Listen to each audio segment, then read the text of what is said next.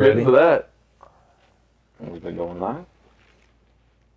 Just click the Let's Go Live button. Says we're live. And go ahead, take us away, Tom. What's up, guys? Welcome back to another episode of The Cut.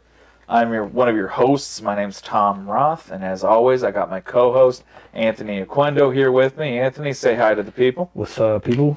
And so we were supposed to have a little show with you guys last Friday with the man sitting here next to me.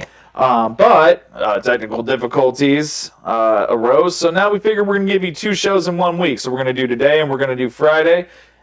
I'm going to introduce to you our guest today, a man with one of the nicest beards I've ever seen, Mark ROOD. Mark, say hello to everyone out there. Y'all?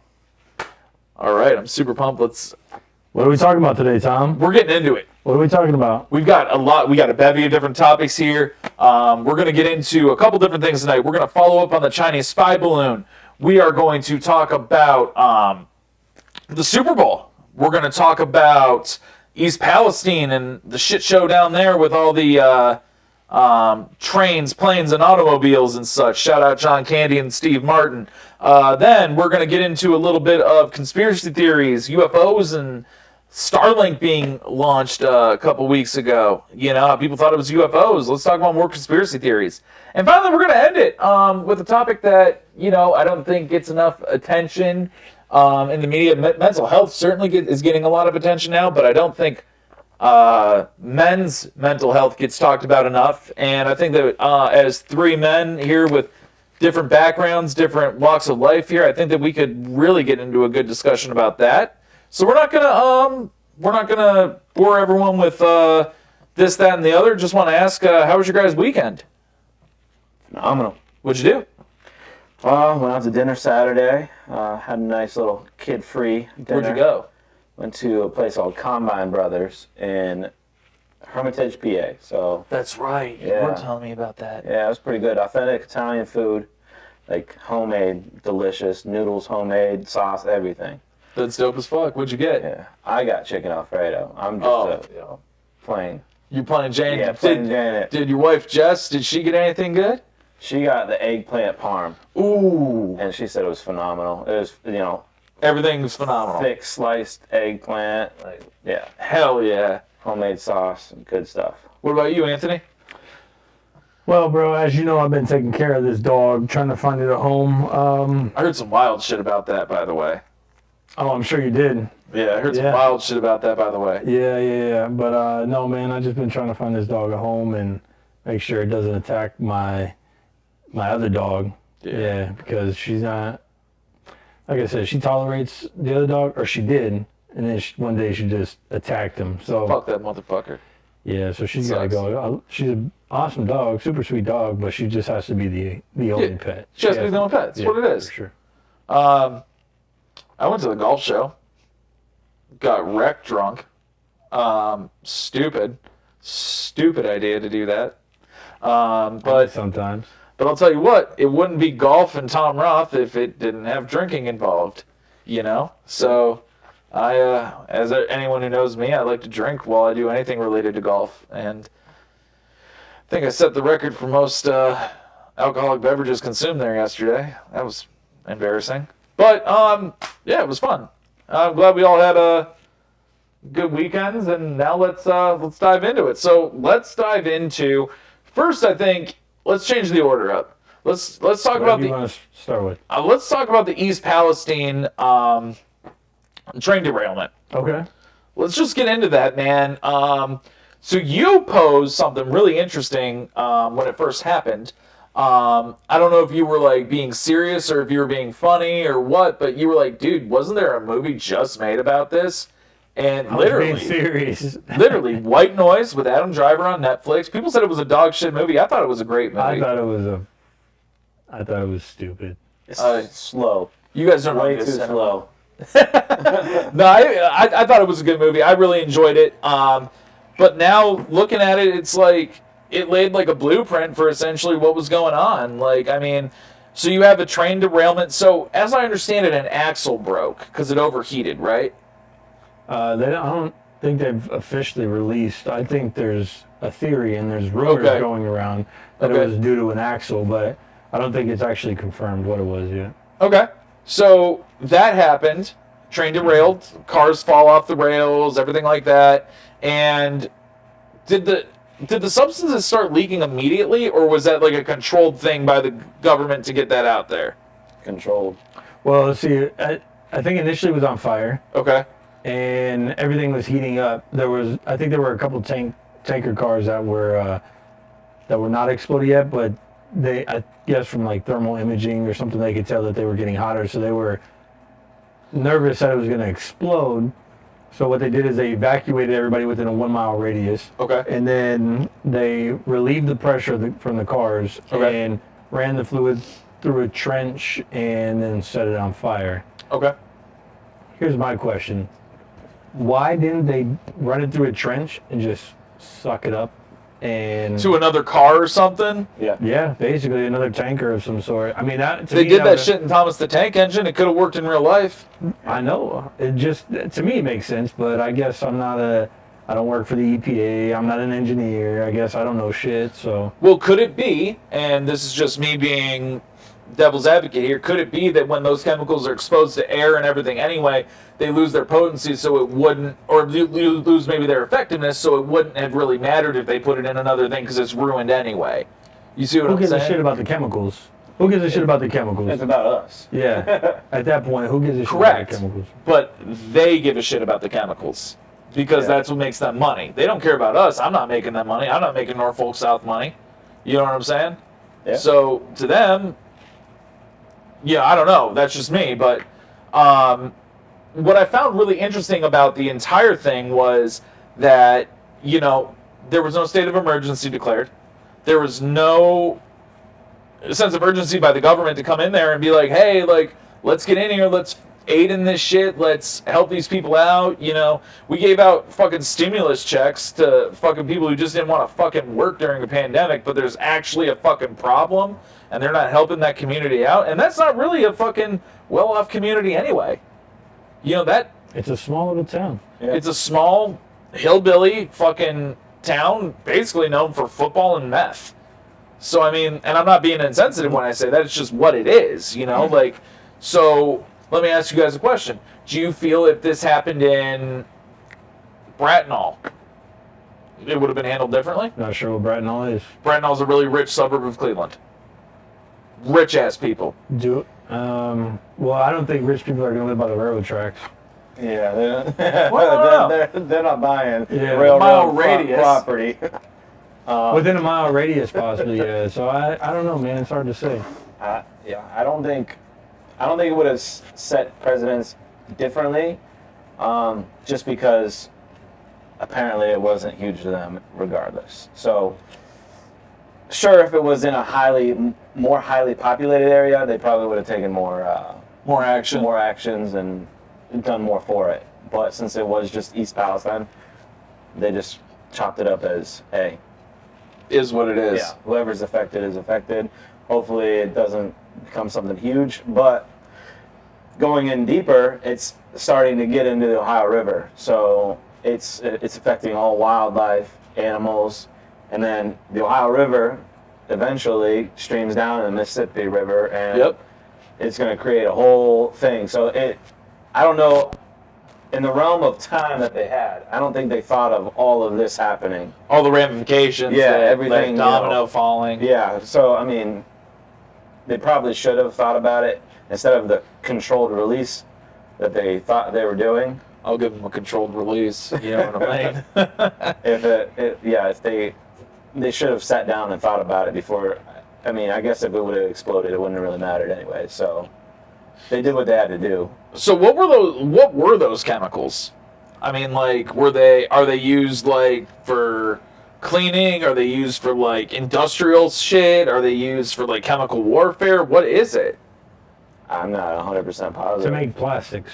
To make plastics. Mm-hmm. So my biggest thing is a lot of people are saying that this was done on purpose, right? So in the long run, I mean, obviously that was a lot of chemicals. Like, does this affect the price of plastic materials and Sure it was. I mean, I'm sure it will. I mean, everything down the road. everything gets passed down to the consumer. Yeah, absolutely. Even if they get sued and they lose their lawsuit and they have to pay millions or billions of dollars, I mean, eventually they're gonna have to recoup the cost somewhere. So Yep. it's gonna have to go.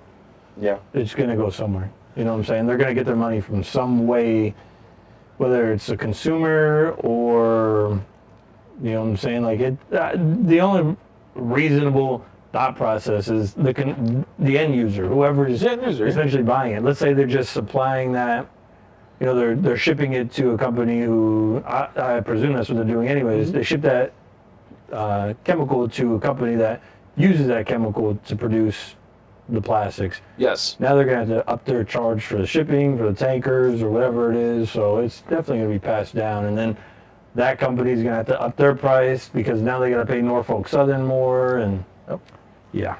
So here's my other question: Is this a coincidence or not? Not in regards to white noise, but I was reading on Twitter. There's other train derailments that are happening right now. So is this the new thing? Like they're derailing trains and stuff, and they're using this as like an easy cop out? Big thing I'm learning or reading into is potential terrorist attacks. Okay.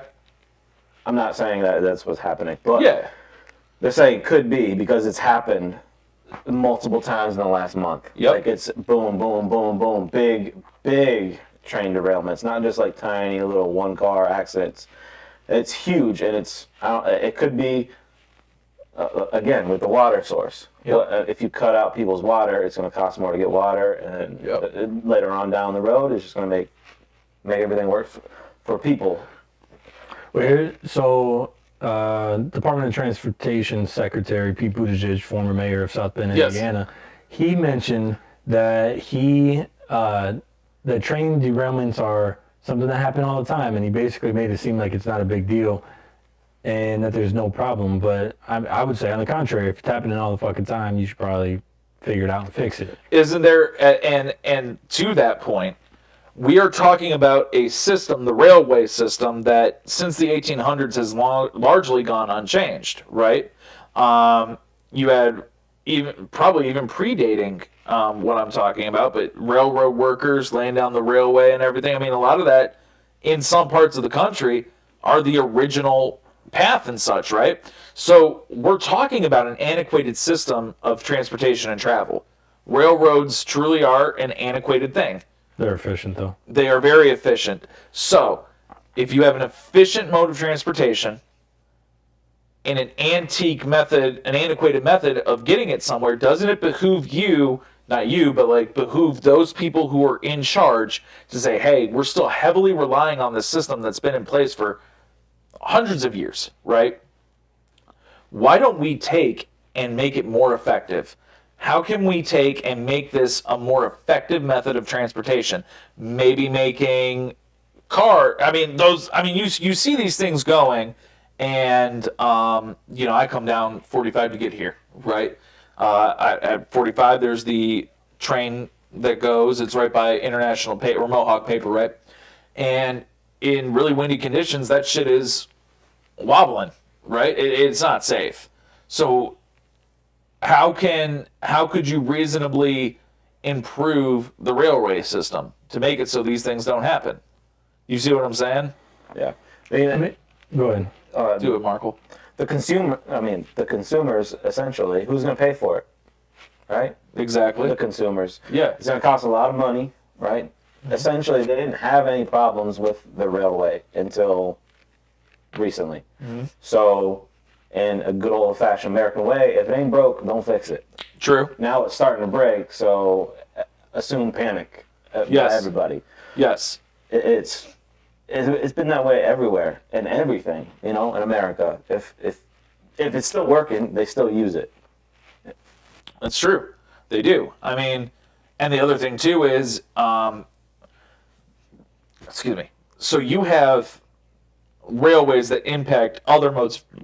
My God, other methods of transportation every day.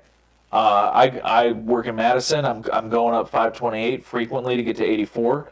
to get to the freeway. I can't tell you how many times over the past calendar year I have encountered a train that stops, right? And my hour and a half drive just turned into a 2-hour drive, right? So we look at these things, we look at, okay, we can do so much in this country when we put our mind to it. How are we not improving the efficiency of the railway system? Because it truly comes down to efficiency, right? Yeah. We have stopped trains. A guy going to the hospital is fucked if that train stops, right? In Geneva, they actually, Austin Road, made it so that you go over the train, right? Like, or the train goes over you, one of the two. Basically, you don't have to worry about being stopped by a train. An overpass. An underpass.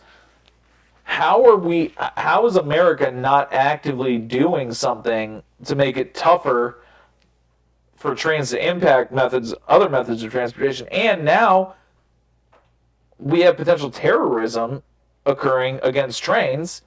How are we not looking into other modes to make it more effective? You know what I'm saying? Or are we forever cursed to just be impacted by this antiquated method of transportation? I honestly don't think it comes down to a whole lot of effective. I mean, trains are effective. I mean, they do great at their job. They do great. I think it comes down to safety.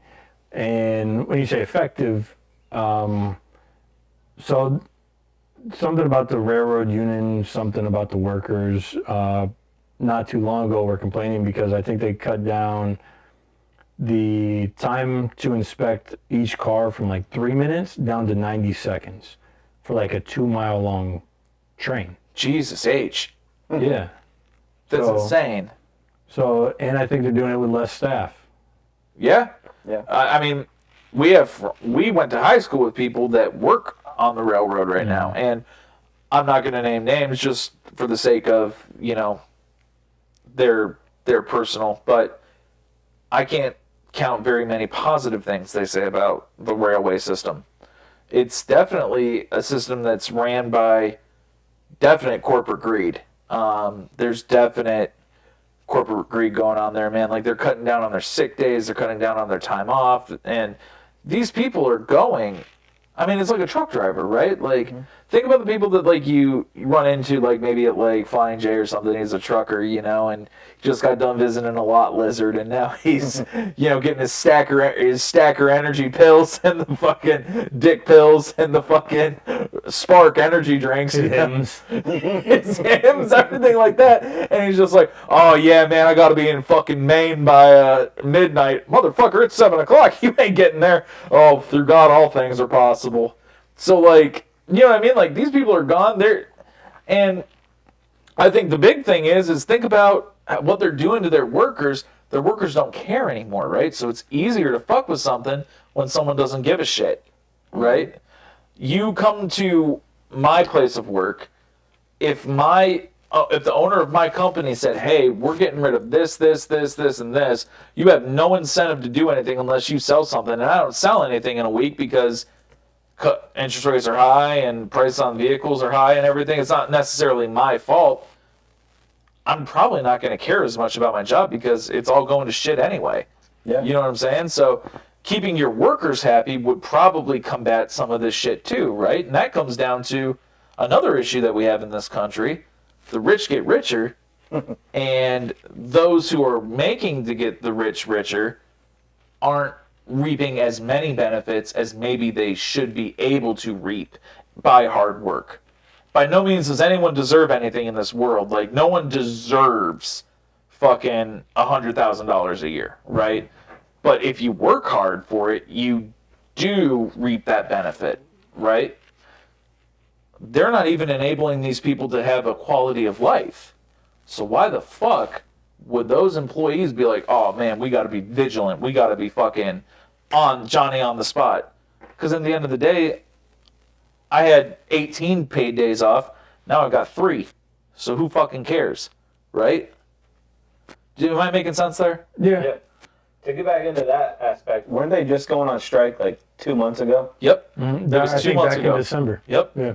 Yeah, so it's like, it's just, there's reasons why, Yeah. we as workers, we all work jobs If he owns a fucking business. Yeah, so why not? If you're trying to better yourself, better the company you work for, in the end, yes, you're going to feel a little lighter on the pockets, but you should be able to give back. 100%. If you have no work ethic because you have no morale at work, then you're going to get nowhere. Nowhere. And you know, I think the COVID pandemic really enabled that victimism of. Go ahead. It enabled people to be like, oh, well, they don't care about me, so I'm just going to take this unemployment, I'm going to take this, I'm going to take that, and who gives a shit about it? And then they got back to work because they had to, right? Because the fucking well ran dry, and, well, I know what I'm worth, like, but at the same time, bro, like, if you don't work hard, and if you don't fucking have that mentality that no one owes me anything, I gotta go get it, right? You're not gonna get anywhere.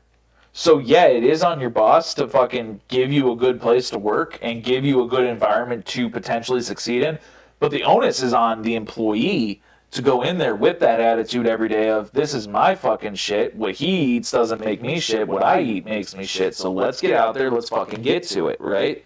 Not everyone's gonna have that mentality. But the ones that do are the ones that end up more often than not succeeding. Yeah, for sure. And I think the COVID pandemic enabled people to have that defeatism and victimism mentality. So speaking of the COVID pandemic, I think that put a lot of stress and pressure on the railroad system because there were ships at dock for a month sitting there with all these all these train cars that need to be unloaded and then delivered to their final destination. So I'm sure the train rail companies, like Norfolk, they were probably being pressured to Big time. get this stuff to where it needed to go, which could be part of the reason that they started cutting corners, dropping the inspections down from 3 minutes to 90 seconds because they needed these trains to get on the rail and get on their way. So people got unrealistic when COVID happened. And maybe they always were unrealistic and we just never saw it be as prevalent, but it really, really opened my eyes when people started to just, in every industry, cut corners, man. Like, the food industry, right? Like the food and beverage industry, restaurants and such. I remember places that had great quality product and then COVID hit, and just to stay open and be able to pay their people, they started cutting corners, man. Like, food wasn't as good. The delivery that used to be 15 minutes turned into 45, and my food was fucking cold.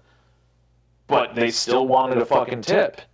And I'm not going to not tip someone who's going through something tough because I was fortunate enough to be in a very good position during the COVID pandemic. You know what I mean? So I felt it was my responsibility to be like, okay, I'm doing good.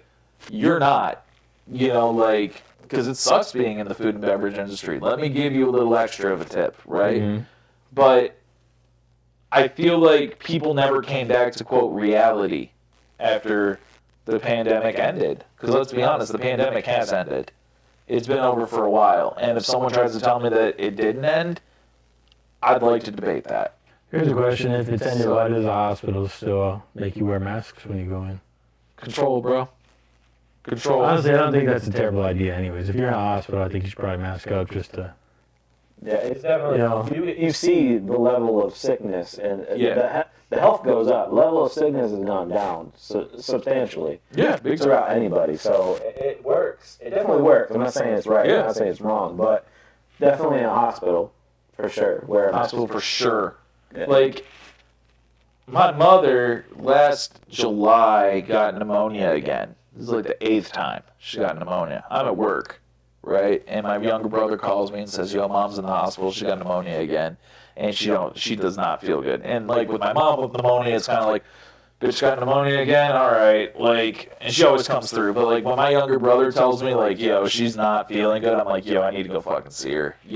I get to that hospital. They're like, where's your mask? You're not getting in here without a mask. And like, I was pissed at first. You know what I mean? Like, I was pissed because I was like, there's my fucking mom up there. Fuck you. But then I had to take a step back, and I was like, there's such a level of sickness in there, I might have COVID again and not even know it. Because when I had COVID that first time, I didn't even know it until, like, the fourth day when I just had a really bad headache. You know what I mean? And I tested, and I'm like, oh, fuck, I have COVID. But, like, go in to see someone like my mom who's sick with pneumonia, and I could have COVID again.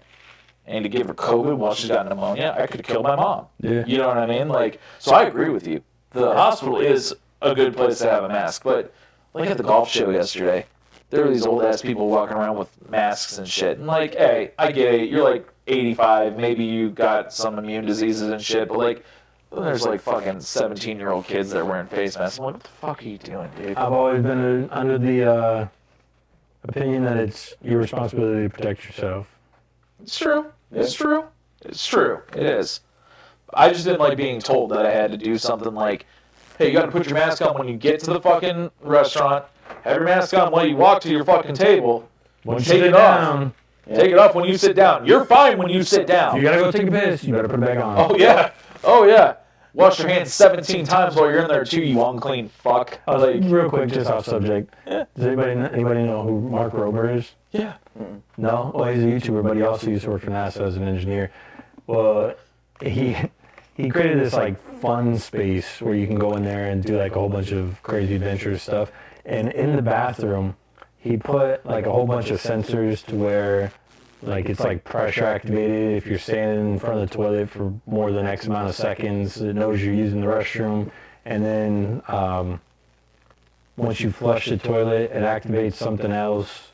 And, like, for the sink, if the sink doesn't turn on, then, like, all this crazy shit. But once you walk out, if you didn't flush the toilet or wash your hands, this, like, light lit up and it would, like, sound an alarm or some shit. It was pretty cool. But That's awesome. I'm That's surprised hilarious. they didn't incorporate that into restrooms during COVID. Bro, they should have. Because then you could just shame people. Like, not only That's are you... basically what it was for, just shaming people. You were just a dirty fuck. Like, Yeah. did you go in there and take a shit and not, like, flush, or what, and after you wipe your ass, wash your hands? I don't want to work with you. Yeah. You know, hey, fuck you. Yeah.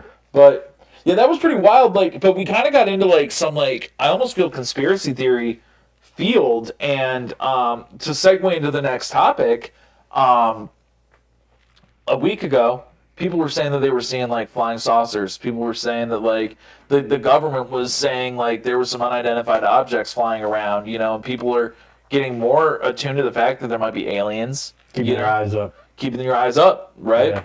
And I feel now we're in a period of information that is unparalleled, right? Not only do we have Google, we have ChatGPT, we also have DuckDuckGo, which is like that unbiased, like unfiltered search engine, you know what I'm saying, for the most part. There's questions around that. But Exactly, that's what I said for the most part. Twitter is just, if you dive deep enough on Twitter and Reddit and 4chan, you can find some informative shit. And I think now more than ever, we're in an era where it used to be, oh man, would it be cool if aliens are real? Now we're in the era of, okay, aliens are probably 99%, I'm sure they're real. So what do we do? You know what I'm saying? And there's a very cool paradox theory that I heard not too long ago that if aliens wanted to kill us, they would have already done it. They just don't want anything to do with us. They want to look at us, they want to study us maybe, but they want nothing to do with us, or else they would have done it already, right? So my question to you guys is, the Starlink, they said Starlink was what was shooting up in the sky the other day. Elon Musk's neural internet system. You buy that? Yes. You do. Do you buy that? I would say a part of it was there was definitely sightings of like what the 6 or 8 dots that everybody's seeing in the sky going up. That was definitely Starlink. You know, everybody's seeing it. But these unidentified objects that are being shot down by U.S. fighter jets obviously aren't Starlink. So who knows what they are? I would say aliens, but they're not recovering any remnants, or they're not telling us What they're recovering. what they're recovering. So who knows? Well, I mean, the government's still going to hide stuff to prevent mass panic, obviously. But yeah, in the same, who knows? They're probably just studying us. They don't want anything we have. Obviously, their technology is way above ours. Exactly. So why do they need anything from us? Maybe our planet if theirs is Dying. falling apart for Yeah. whatever reason.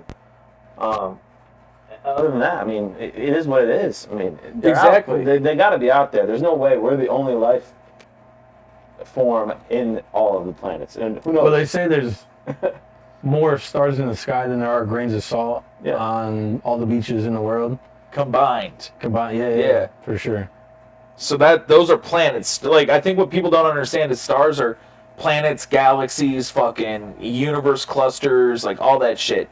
That shit is out there, man. And I think it's ignorant to say that we're the only people out, or only sentient beings out there. And I think the other thing to go along with that is, Mark, you hit the nail on the head. They want to prevent panic.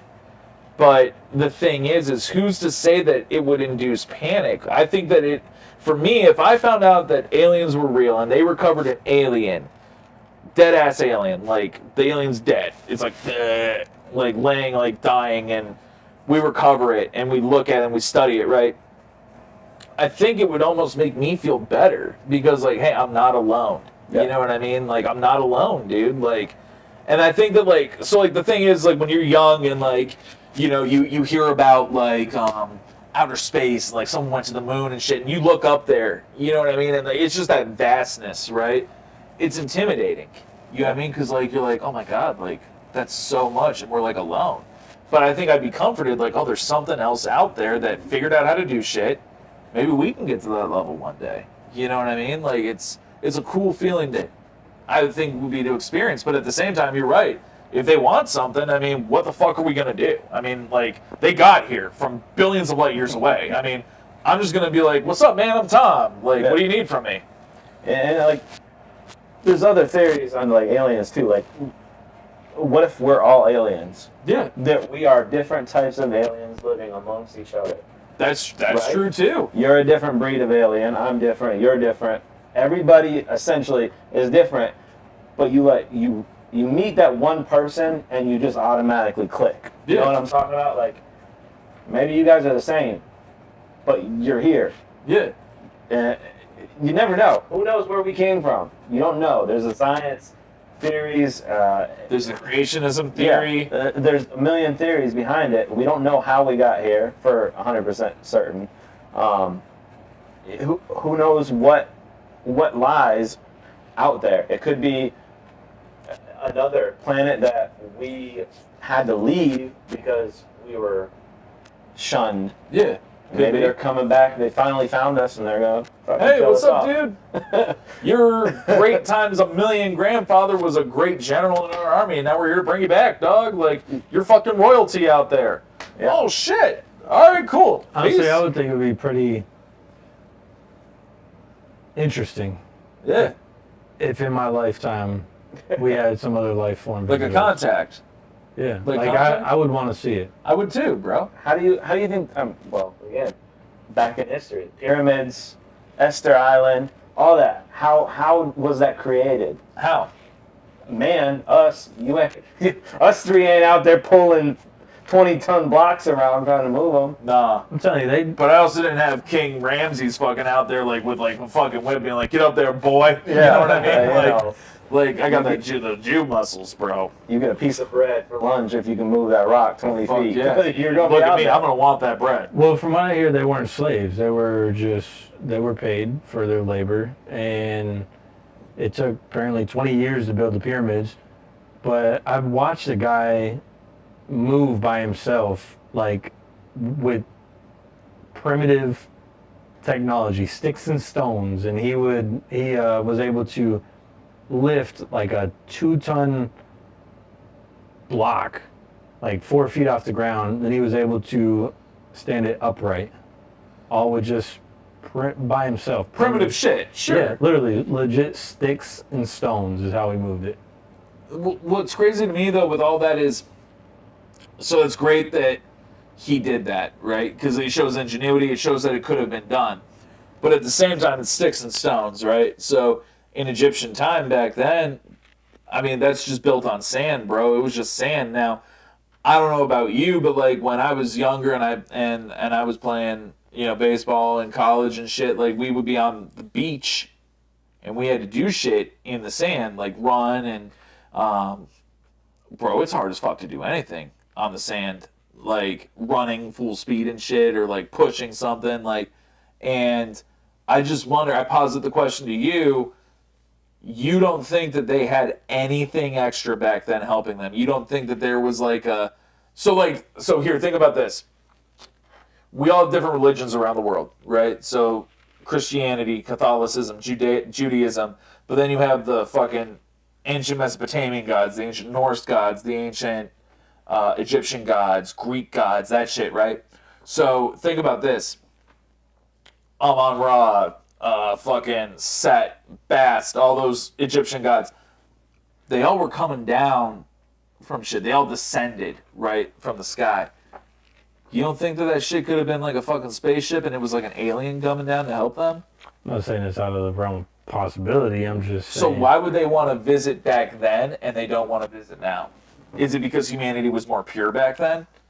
Humanity was more cut. But I'm saying humanity was maybe more cut and dry back then. You know what I mean? Like, it was work, fucking family, and play, right? That's essentially, and I can't speak to it, but from my understanding of it, that's the three main tenets of their, and religion and shit like that. Now there's like fucking 40 tenets to people's lives, you know what I mean? Work, play, fucking debauchery, fucking social media, sports, the love of money, the fucking love of technology, all that shit. It's kind of almost like desensitized us to where the point where like we aren't what we were. I don't know. I think a lot of that stuff existed back then. I mean, obviously not social media. It's not social media, but no, yeah. I mean, and like back then, I mean, I guess back then they'd be more inclined to come visit because guess what? If I visit freaking say Geneva, right? If I visited Geneva and I'm an alien back then, how long is it going to take for people from Geneva to bring it to Ashtabula and be like, this alien was here last week? It's going to take a while. You know what I mean? It's going to be a minute. Yeah. Or, you know, we have connections and we have the ability to wage war on them now than we did back then.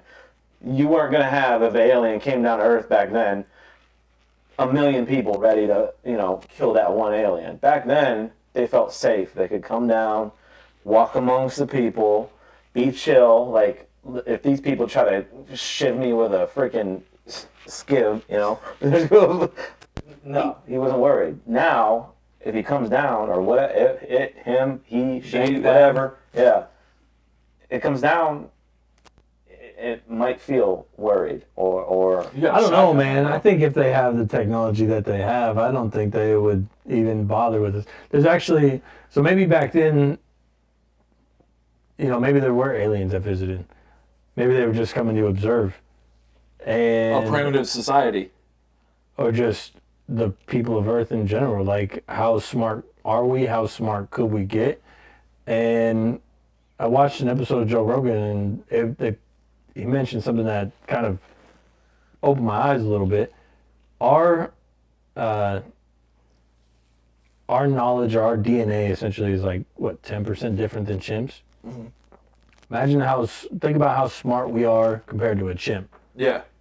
Now think about if an alien civilization is 10% smarter than we are. Yeah.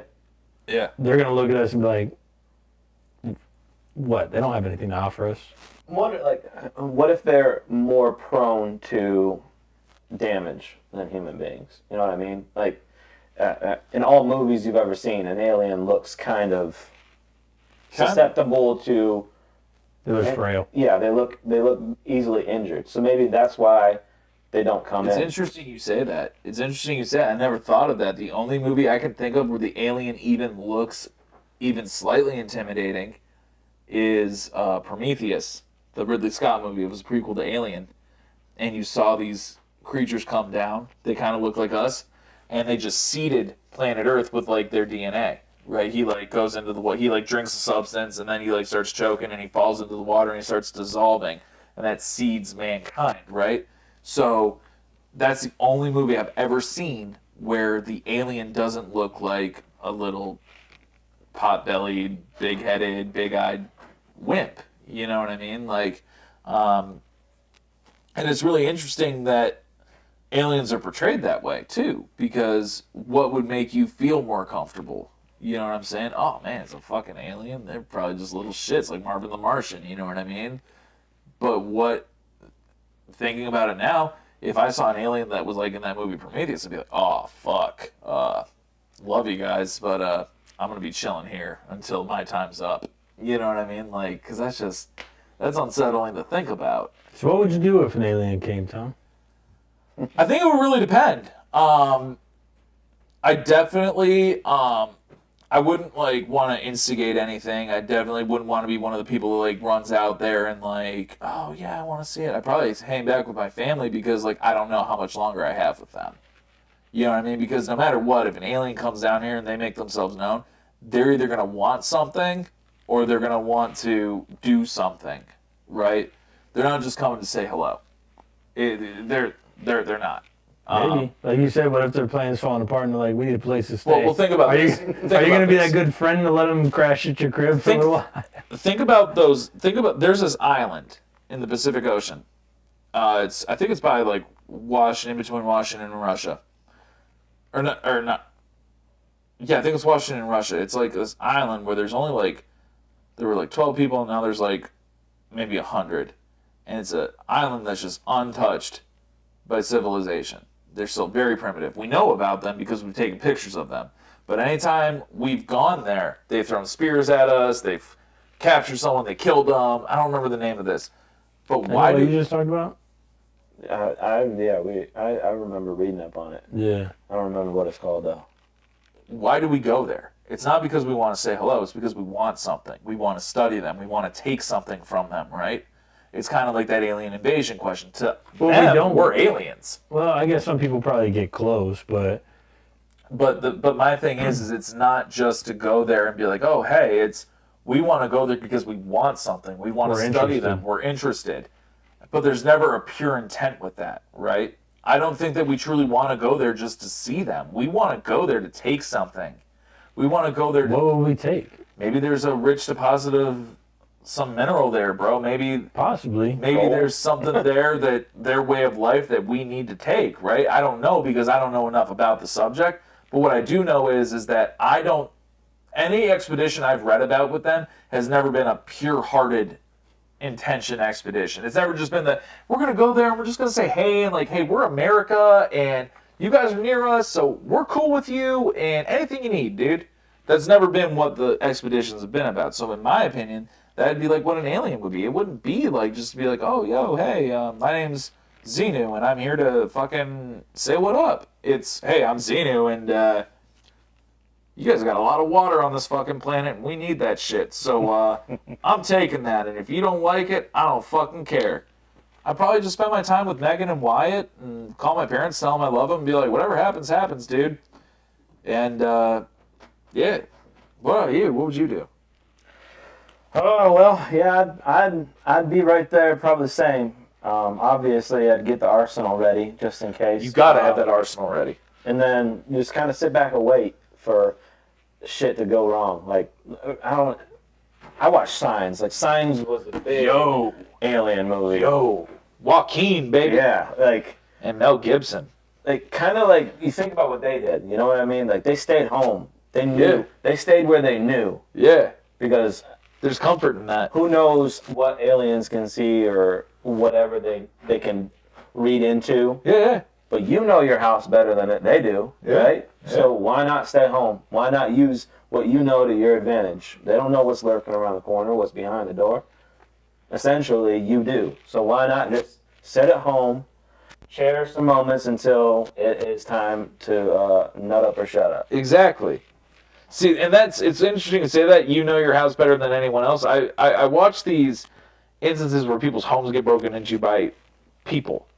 And the horror that those people felt because their house was broken into. Now, my house has never been broken into. I can't speak to that. But I know my home better than anyone in the world. You know what I mean? Like, unless Anthony broke into my house to, like, fucking kill me. Anthony's been in my house a few times. He knows it. He could probably probably guess where I'm at, right? Yeah. I got a golf club and I got a crossbow. I'm pretty sure I can go and take care of it. You know what I mean? If someone broke in. And it's the alien thing too, man. Like if an alien came to my house, I'd probably just be like, what do you need? You know, like, you want a beer? Probably not, but I'll ask you. You know what I'm saying? Yeah. Like, Obviously, you're gonna stay, ready. stay ready. If you Well- stay ready, you don't got to get ready, dog. Exactly. But you never know. You don't know what their intentions are until they come. Exactly. And they could look like us. They could be up there in the UFO looking like us, looking how much free land we have to see if we could populate them. Yeah.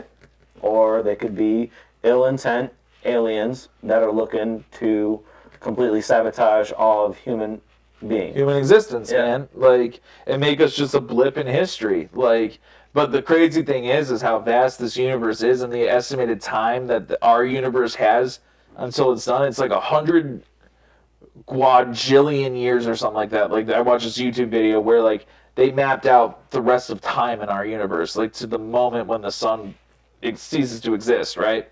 And it's like, that's so inconceivably far in the future. If we were wiped out, we would never be remembered. No. Because there's no reason for us to be. We've never done anything. To go back to the ill intentions on this undiscovered island. Yeah. Okay? What happened when we came to America? We raped and pillaged, man. Right? It's in our DNA. Like, Yeah. that's what we want to do. And I'm sure if mankind could find a way to go to another planet and rape and pillage from them, Goddamn right they would. they're going to do it because guess what? It's greed. It is number one thing. There's no more, in humanity, there's no more pure intention all the way around. No. So Pest says Nuku-Hiva. Nuka-Hiva, yeah. But there's Nuku-Hiva. Also, the Sentinel Island is in. Sentinel Island, that's the one I was talking Yeah, about. the Sentinelese. They are the ones who throw spears and. Okay, I got them fucked up. The ones in the they're the Indian Ocean, right? Sentinel Island's the Indian Ocean. Good question, man. I don't know. Sentinelese. Let's see maps. Or Sentinel Island. They are. Yeah, in the Indian Ocean. Indian Ocean. Okay, yeah, I got them fucked up. The Sentinel Island is the one that we were looking at. But it was when we were like in Vietnam and that type of shit. It was a long time ago. But it's crazy, like, that there are still areas of this world that are untarnished by what we've created. And I almost respect them more or hold them in higher esteem because they resisted that temptation to come and corrupt themselves, right? They truly live a pure life. Like, it's all about the old tenets of how. So we talk about that Liver King guy, how he's a joke, right? That dude, because he's a fucking weirdo. But he has good fucking points, like, about those ancestral tenets, right? Like, because that is how people lived, and that's how they survived in those harsh fucking conditions. And those people are doing it, man. Even today, when it would be so easy to go over. I mean, they're right near fucking Thailand, right? Yeah. They could go to Thailand and be like, all right, fucking cool. I can get me a fucking cheeseburger, a Fanta, and a fucking bag, and drive a car, and have a phone, and make some money. Like, what up? But they aren't doing that. And They're living their lives.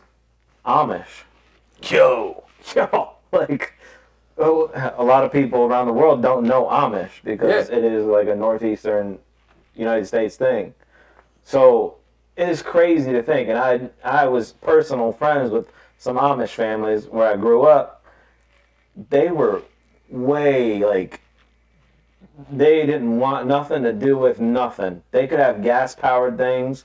Everything they owned was gas powered. Yeah. They still mowed the lawn with their little push mowers that didn't have engines on them.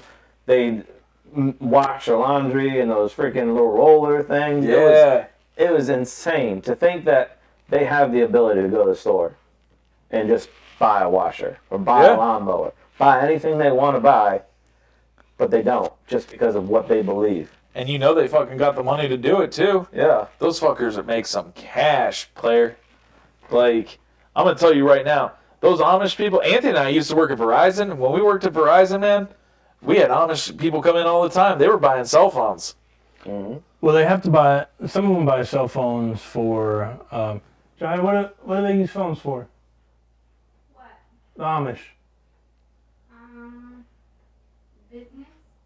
Yeah, they can use them for business or getting rides. Yeah, I was gonna say calling for rides. I know Okay. one of them too, but yeah, but other than like some of them have like house phones. Yeah. Or yeah, I think they have house phones, and I sold an Amish guy a home phone when we worked at Verizon together. yeah, I mean it's not completely out of their, but they just don't rely on it. Yeah. Like I watched a YouTube video of two guys who went to somewhere in New York and stayed with like they just sought out like an Amish community and to find somebody that would let them stay there for a couple of days, and I mean they were flying the Amish were flying the guy's drone and whatnot. So I mean it's not like they're not allowed to use it. It's just their it way can of become life. part of their lifestyle. Yeah. Yeah. They just do everything the old-fashioned way.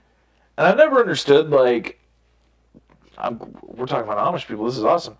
I never understood why people make fun of Amish people. Like, bro, they work harder and deal with more shit on a day-to-day than you or I could ever imagine. Like, so David, our buddy David, owns a roofing company, right? David's a roofer. Something goes wrong, he gets on his cell phone, he gets on his iPad, he drives to where he needs to go, he's got his fucking tools that are fucking electric powered, and he's fucking done. You know what I mean? I'm not saying that it's not tough doing what Dave does, because it is tough. I've watched him fucking work. I could never do that shit. Amish motherfucker, he ain't getting electric powered shit. He's out there fucking, in some instances, they make their own nails, bro. Mm-hmm. Like, when people make fun of Amish people, I'm like, you don't even know what you're talking about. Where I went to college, there's an Amish community. You want to talk about motherfuckers that could party? Mm-hmm. Those motherfuckers party, dog. They party. I remember it went viral on the internet, but there was a police officer that was trying to pull over a horse and buggy, and he like got out of his car and went up to the horse and buggy, and the Amish guy was drunk, passed out in the buggy.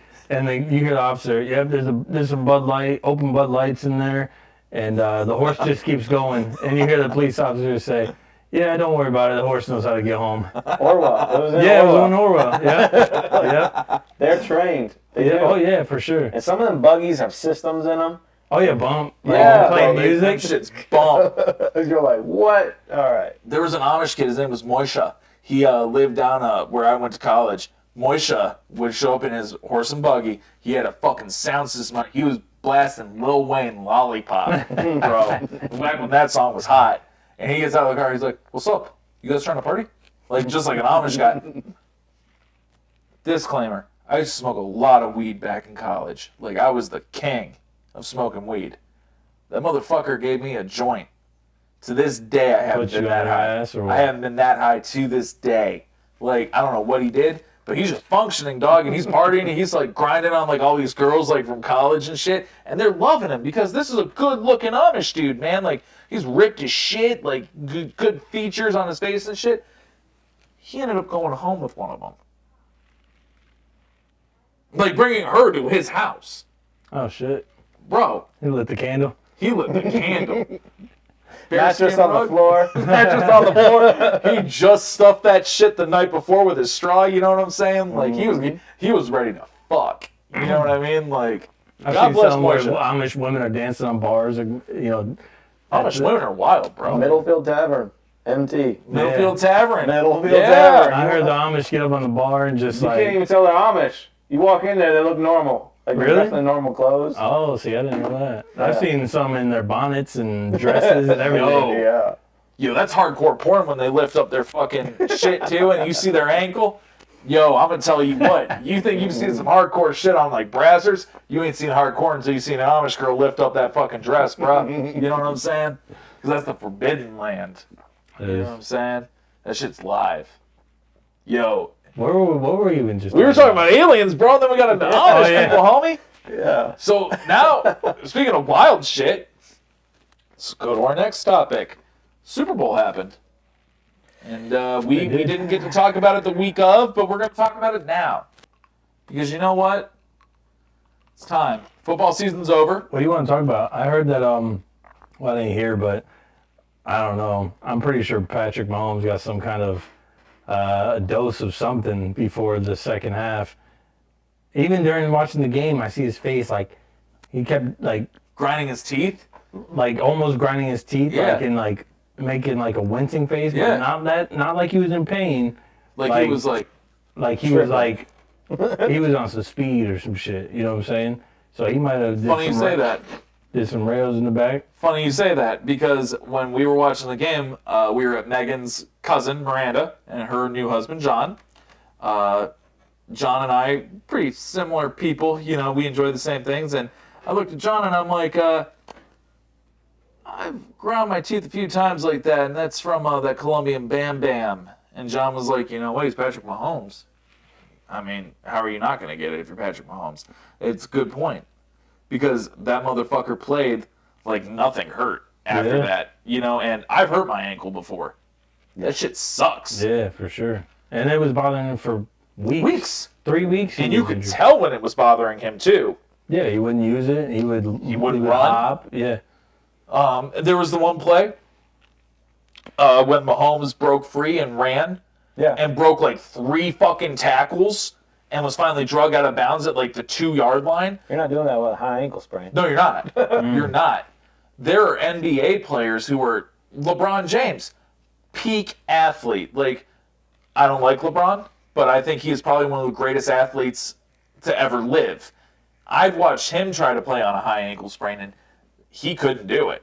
You know what I mean? Like, and if LeBron can't do it, I know for fucking sure Patrick Mahomes can't do it.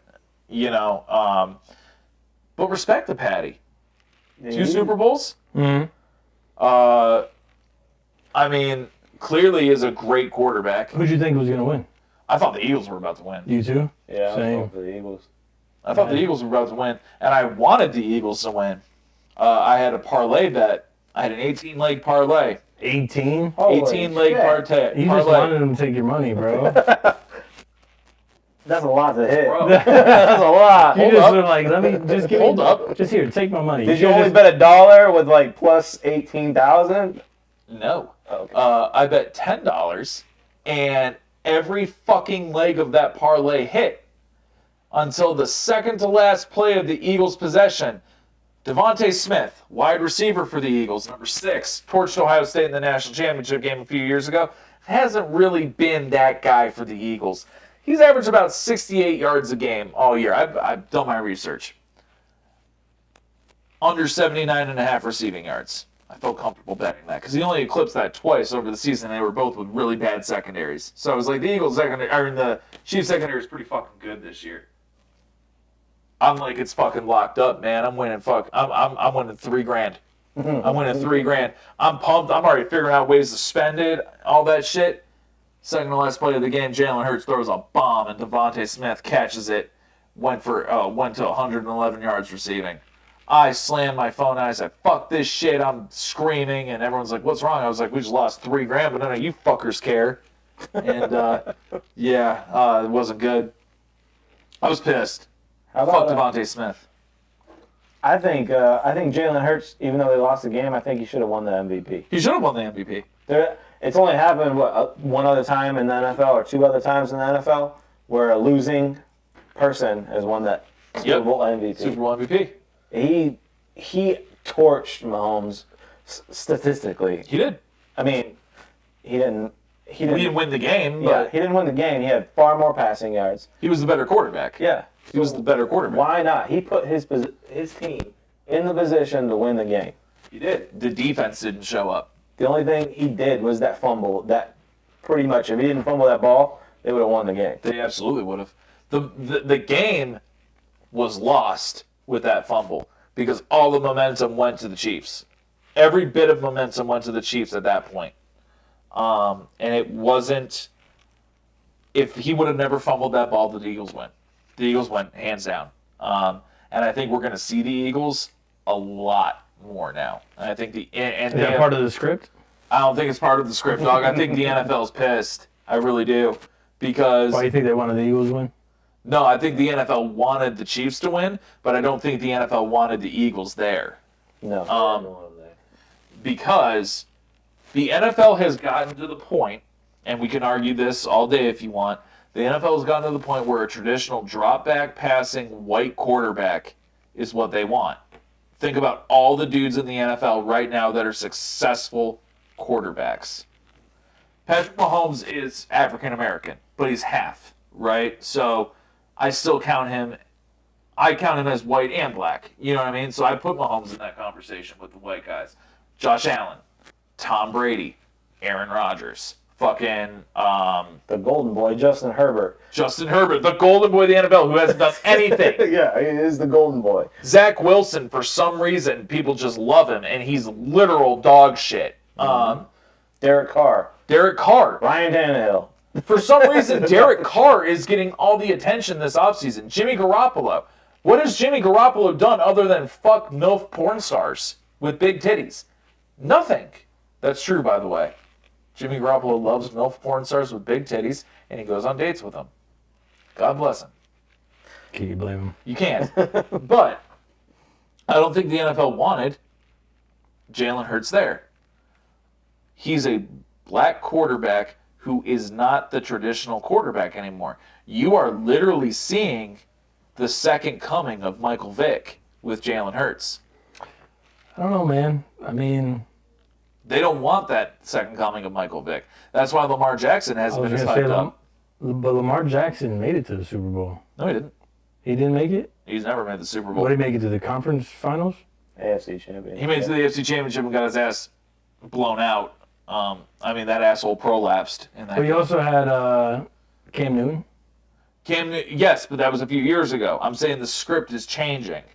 The script is changing. We had Yeah, the but prior to that, when was it ever really, I mean, you didn't really have black quarterbacks making it to the Super Bowl in general.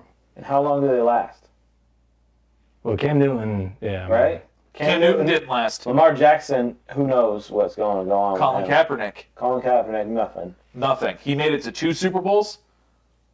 Jalen Hurts, they were literally trying to dog him all offseason. That's all. He isn't anything. He's He's a horrible quarterback. You can't rely on him, blah, blah, blah, this, that, and the other thing.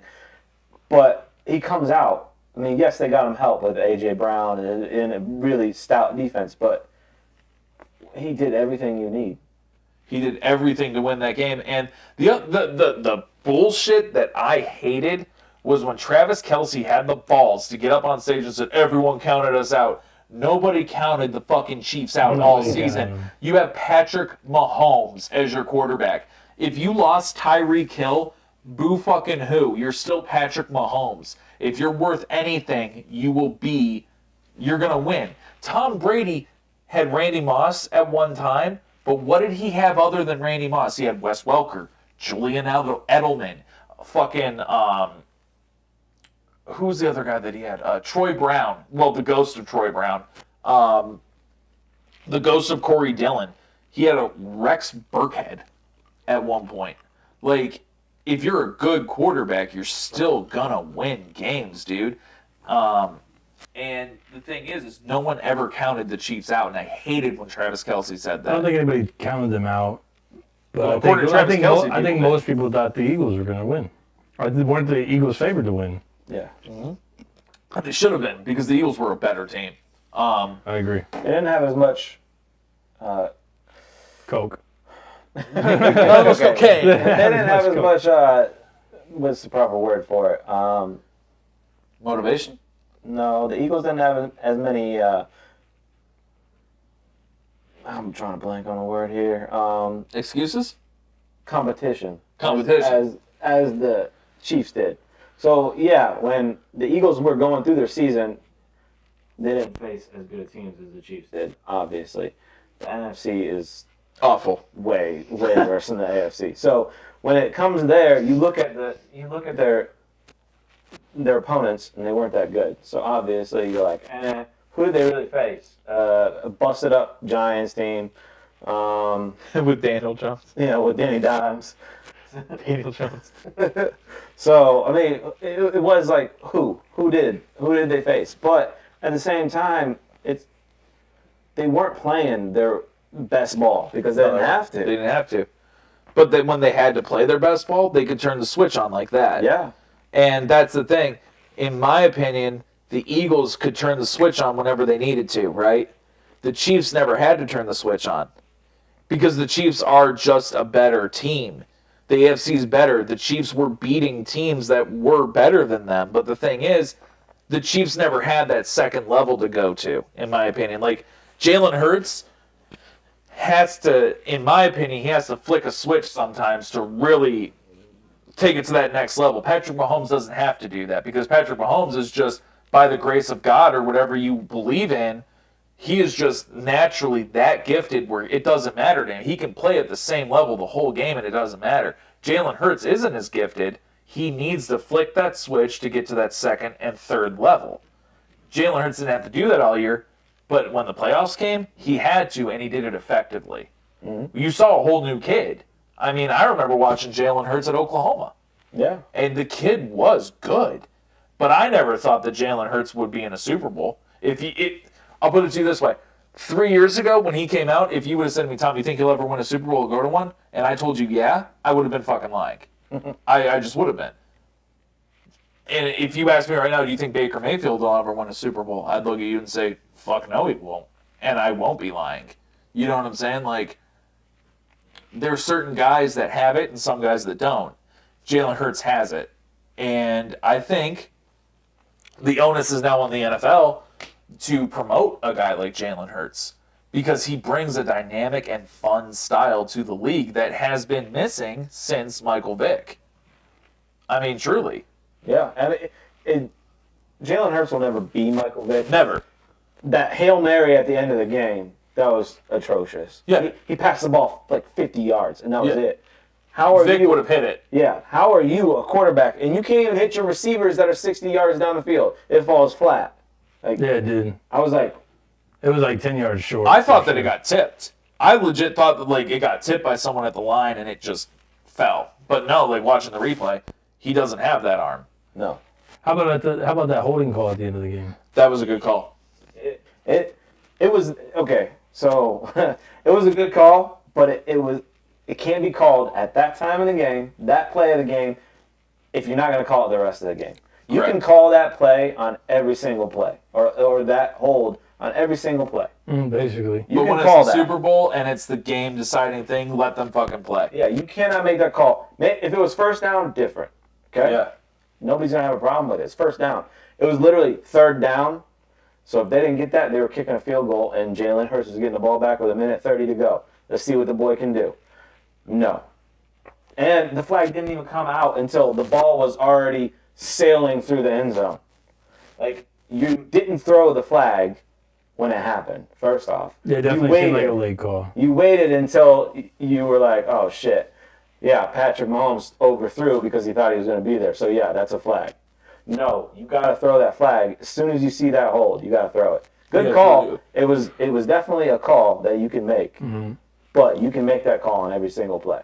Yeah. There's no way. There's not a hold. There's a hold on every single play. Whether it gets called is another story. You can't make it in that exact moment. And to say that, who knows if that's the script or the refs are in on the betting, scene,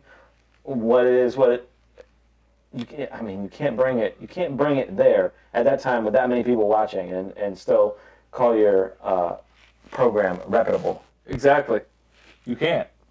And I mean, I had to fuck with those guys too. You know what I mean? Like, I had to fuck with them. Like Jalen Hurts at the end of the game. Like, I played better than you. I should have fucking won. You know, the defense, knowing that they didn't show up. You know, like a stout defense all year. And it's the biggest game. Fletcher Cox, right? Fletcher Cox has been in the league since 2006, I think. I mean, this is like his last go-around. You know what I mean? And, like, you didn't show up when your team needed you, right? James Bradbury has the hold at the end of the game, and he admits it was a good call, but it has to fuck with him. Like, if I didn't fuck up there, we'd be fine. We probably still could have been in it. And it weighs heavy on him, I imagine. Yeah, but it's never just one play that... It's never one play. You know it's a culmination of everything, dude. Right, but you can't... I mean, as a player, you got to... they've been playing long enough. They got to recognize, like, one play isn't going to determine a game. Correct. But think about this. Ohio State, Georgia, right? Yeah. Kid goes to kick a field goal, has never missed a field goal in his collegiate life. Never missed one. The minute it comes off, he hooks it far left. He lost the game for Ohio State. He truly did. Well, listen here. C.J. Stroud took a 7-yard sack the previous He play. did. So if they would have had 7 extra yards, He would have made it. he could have made it, even with the hook. It could have bounced off the upright and made it in. So, I mean, and to your point, it's not just one play. And the defense, okay, going back to the holding call, right? They're going to communicate with each other. The DBs are always going to say, hey, the refs have been letting us get away with this all game. Like, you know, if you need to do a little tug here and there, they've been cool. They haven't called it all game. Like, so you're going to feel comfortable with that call. You're going to feel comfortable doing that, knowing they haven't made that call all game. So, and it is third down. It is the game-winning drive. Yes. Like, so you're going to rely, like, okay, they've been letting me do it all night. Why not do it now? Right. It's That's essentially fair. the final play of us being on defense. Why not try to do it? They haven't called it. I guess what I was getting at was a segue into our next topic. So I'm sorry that I wasn't. But what I was getting at was like that kid that missed the field goal. Yeah. For Ohio State, right? The kid could go on to cure cancer. The kid could go to be the best dad in the world. He could just do so many great things. But that's always going to gnaw at the back of his head for the rest of his life. I don't care what anyone says. Like, he missed the field goal, and if he would have hit that field goal, Ohio State is in the national title game. They win the national They title. win the national title game because Texas Christian, God bless them, but they were dog shit in that national title game, and we were a better team than Georgia. So it goes to mental health, right? And a few years ago, Kevin Love came out, which, see ya, Kevin. He no longer plays for the Cavaliers. Signed with the Heat. Is that where he went? Yeah, he went to the Heat. I knew they had a buyout, but I didn't know He went to the Heat. Well, along with Cody Zeller, interestingly enough. Another big, tall, slender white guy. I guess the Heat just love those guys down in Miami. Birdman. Chris Anderson, Birdman. Kevin Love came out and said a few years ago that he was battling with mental health and issues, and then it became a hot topic issue, right? Mental health and athletes, and how they're people too, right? And mental health became a big discussion for a little bit there, and it was a great discussion to have. But then it fizzled, as all topics do, that are uncomfortable, they fizzle out, and they get out of our lexicon, and it's almost like it never happened, and it goes back to repeat itself, right? So, Mark, you have messaged me that this might be a really good topic to discuss, and I tend to agree. Men's mental health. The three of us, obviously, we all identify and are biologically male. At least I can say I am. But men's mental health is a very hot button issue in America right now. Not one I think that gets enough recognition, respect, and voice time. So let's spend the last part of the show talking about that. Lead it, Tom. Okay. So I think as men, we all feel, or we've been conditioned from a very young age to have a certain set of rules about being a man, right? I can say that my dad did that with me. I don't know what your experience was, Mark. I don't know what your experience was. But my dad, from a very young age, if I got emotional about something, cut that shit out right now. Mm-hmm. Cut that shit out. If I cried, that's fucking stupid. Get it out of there. And I never was really allowed to feel something, right? Until I got to college and I was away from. And that's not to say my dad wasn't a good dad. He was a great dad. I mean, he really did and does love me, but in his own way. Because my dad's almost 80 years old. Yeah. It's a culture. It's a generational thing, right? His dad owned a farm, and it was, hey, fucking animals die, fucking crops die. If we don't get this shit done, we don't make fucking money. Get your ass out there and fucking do this shit, right?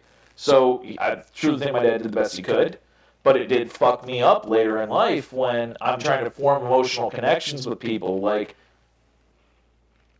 David Clemens here at home, my best friend here at home. But David knew my dad. He knew what it was like, so David and I always had a very special bond. But going to college, I didn't know how to make friendships. I didn't know how to take shit. I didn't know when people were just joking or not, you know, and it truly was because of my dad, right? And the mental health aspect weighed on me. Like, I'm not good enough. These people don't want to fuck with me. I'll never meet a girl, you know.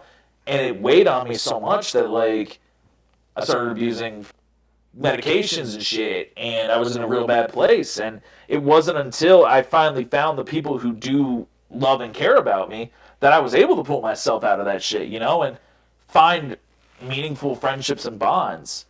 And it starts with, I truly feel, forming a good relationship with the person who did that to you. Yeah. And my dad and I now, our relationship's completely fucking different, man. Like, but the other thing, since we've had that talk, so my son isn't my biological son, right? My son has special needs. You know, he's 8 years old. He can't walk. He can't talk. It's a little bit different than having a son who can do those things. So admittedly, I was very nervous to introduce my dad to my son because I was like, this isn't what my dad wanted or envisioned for me, right? But my dad is the best fucking dude in the world to my grandson. Or my grandson, to my son, to his grandson. It's the best thing in the world. And I think that's helped with my mental health. Knowing that now, my dad's my dad, but my dad is now more of a friend. You know, like, and that's cool to me. Yeah. And that's just kind of my experience with mental health. Realizing that you don't have to go through your shit alone. You can find, and never be afraid to ask someone for help, right? There have been times I've been down and out, and Anthony, you've been there, man. You've been there, bro. And I can't thank you enough for that shit. You pulled me out of some dark fucking places, dude. And I think when you find someone, I think people would rather hear your story 20 times than read your fucking obituary one time. I think that's true. I think that's very true. Yeah. But I rambled. You guys go. I completely agree with the obituary thing. I think it's just harder with men as a whole. We tend to not reach out. So We don't. we keep shit bottled up inside, and the only people we feel comfortable talking to are other men. Yes. But guess what? We don't want to trouble other men with our troubles because I know that you are going through some shit that I don't know about. Yep. Why the fuck do I want to trouble you guys with the shit I'm going through? So, in a sense, in our brains, we don't talk about it because as our fathers instilled in us, hey, suck it up. Throw some dirt on it. You know, don't let it bother you. Don't even think about it. Just, you can't cry. Be a man. All that shit. We were taught that our whole lives.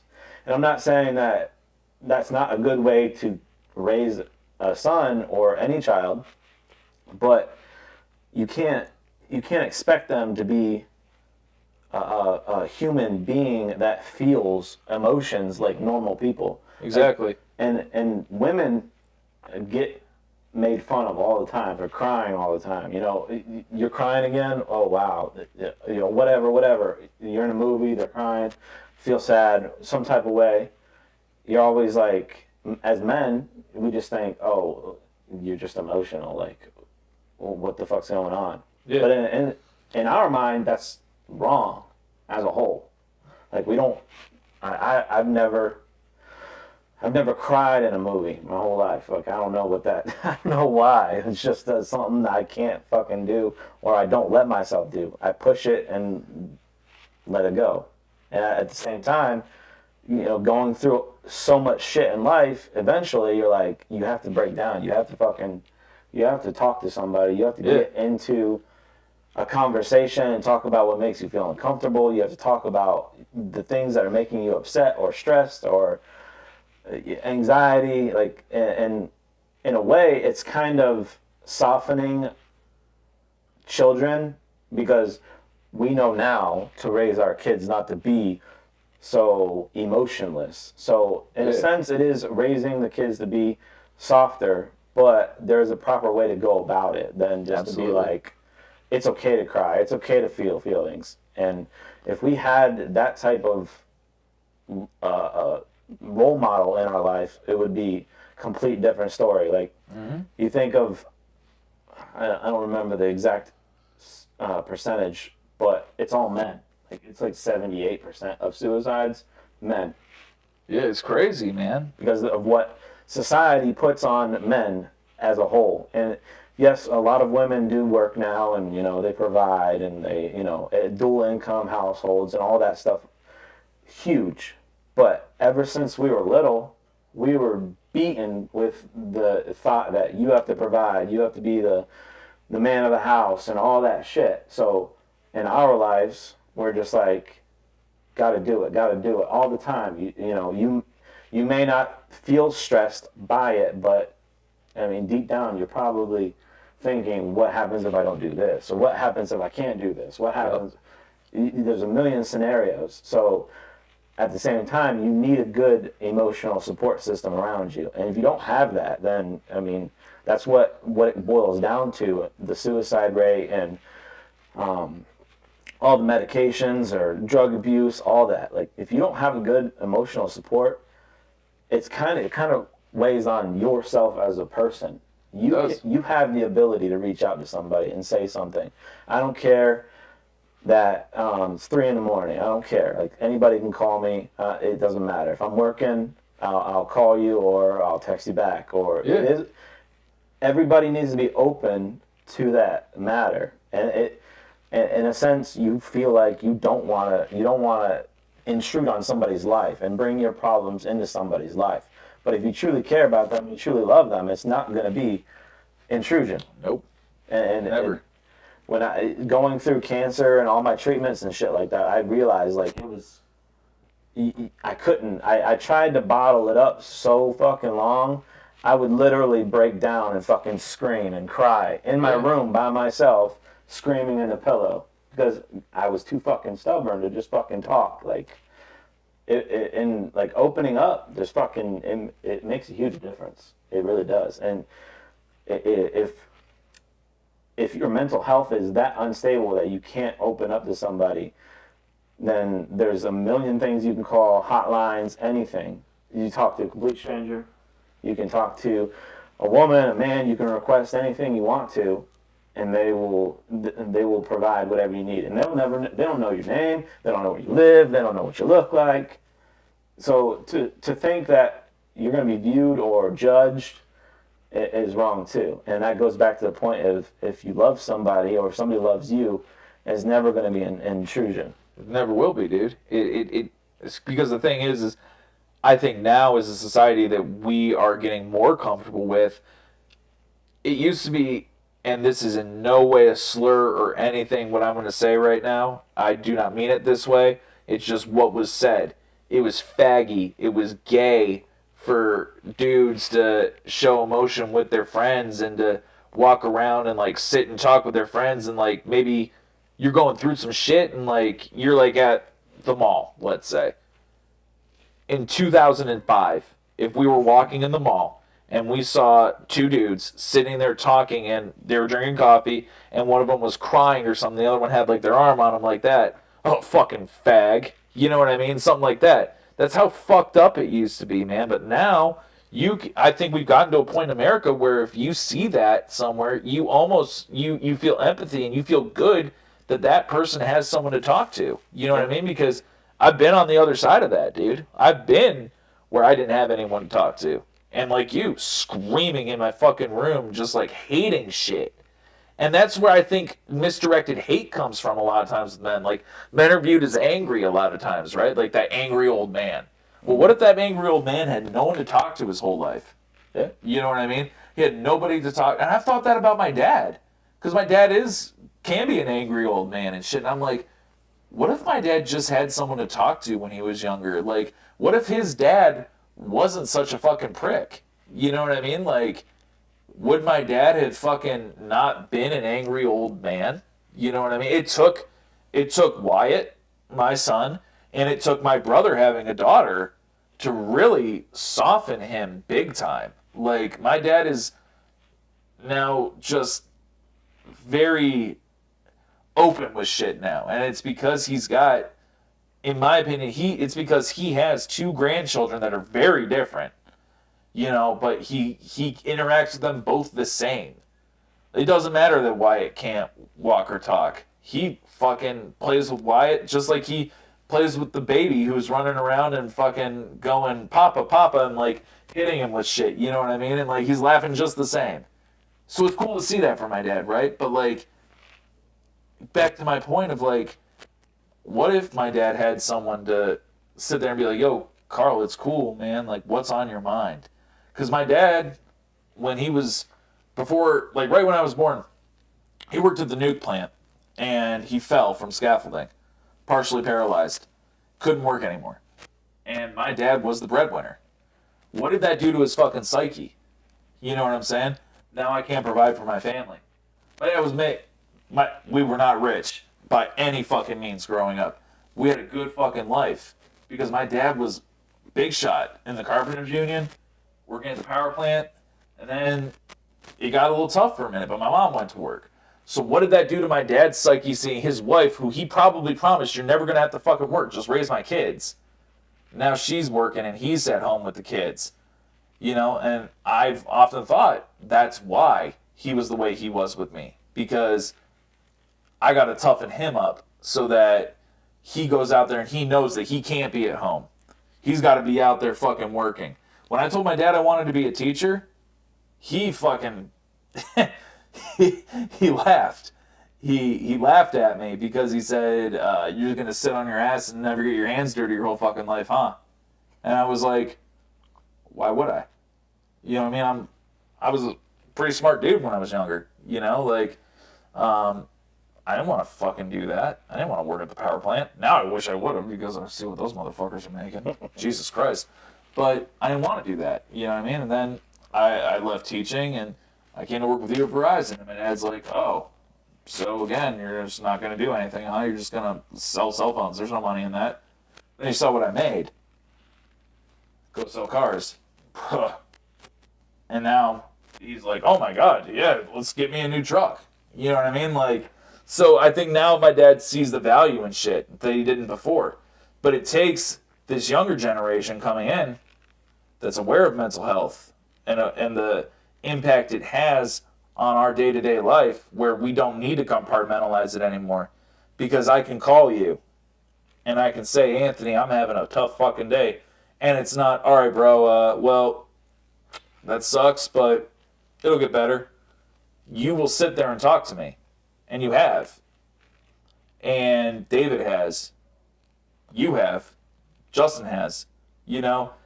Whereas before, like I said, 2005, guarantee that shit wouldn't be flying. Maybe not ever. But with the vast majority of young men, it didn't happen. And now I think guys like Kevin Love, guys like DeMar DeRozan, dudes like... There was a hip-hop artist that came out and talked about his mental health. Mac Miller. Fucking he died of a drug overdose, but it was related to the problems he was having in his relationship. No one to talk to. And I think that really, it's sad that it took celebrities to make the shit become a discussion topic. But in a way, I'm glad that it did, because we value celebrities so much, right? And they brought us to the conversation.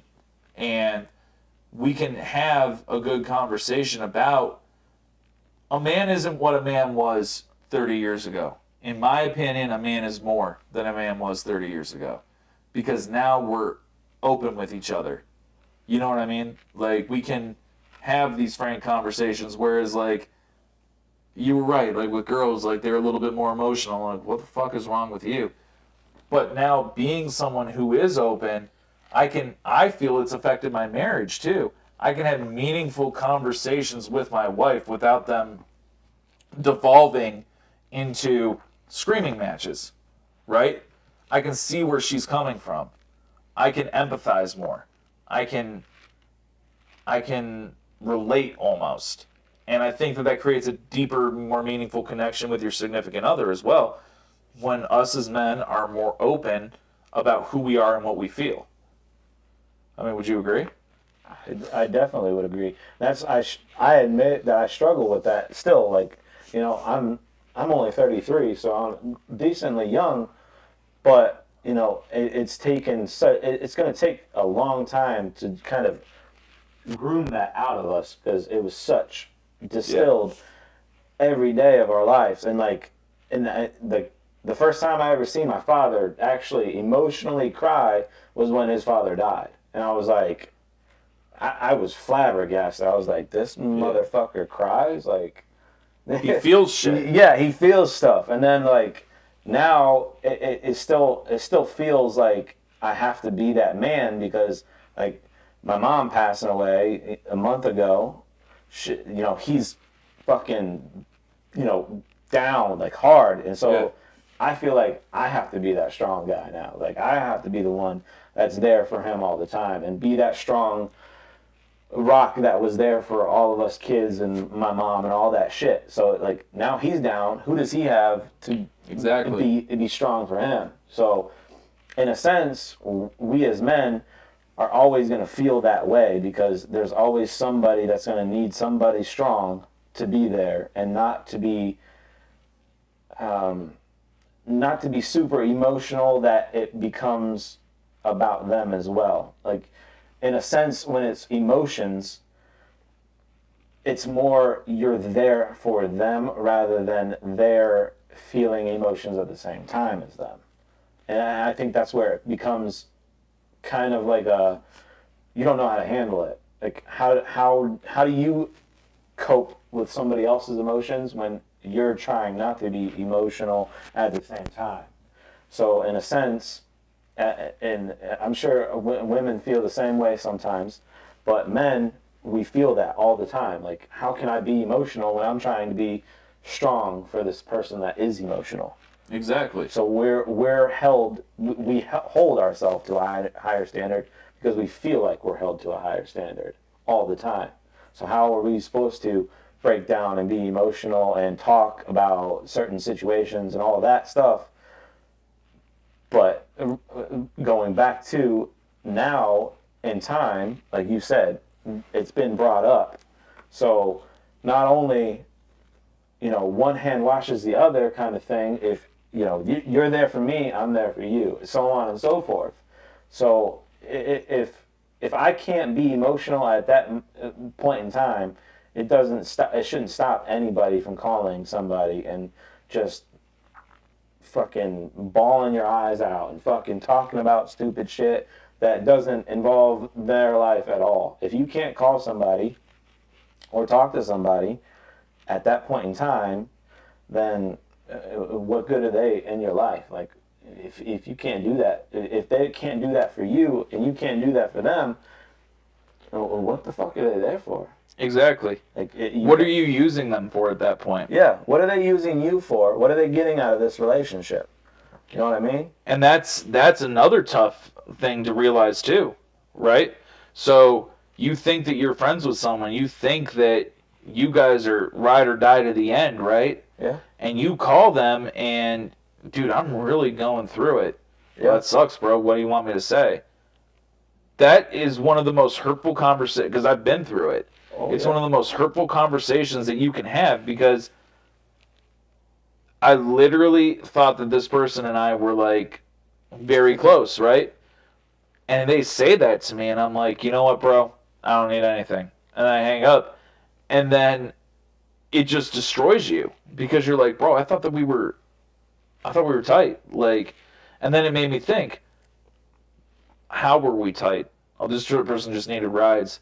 This person just needed someone to like hang with them when they were bored. This person just needed this, that, and the other. There was never any meaningful friendship there. Mm. And then you almost feel better after that realization though, right? Because it's like, we talk about cutting the fat, right?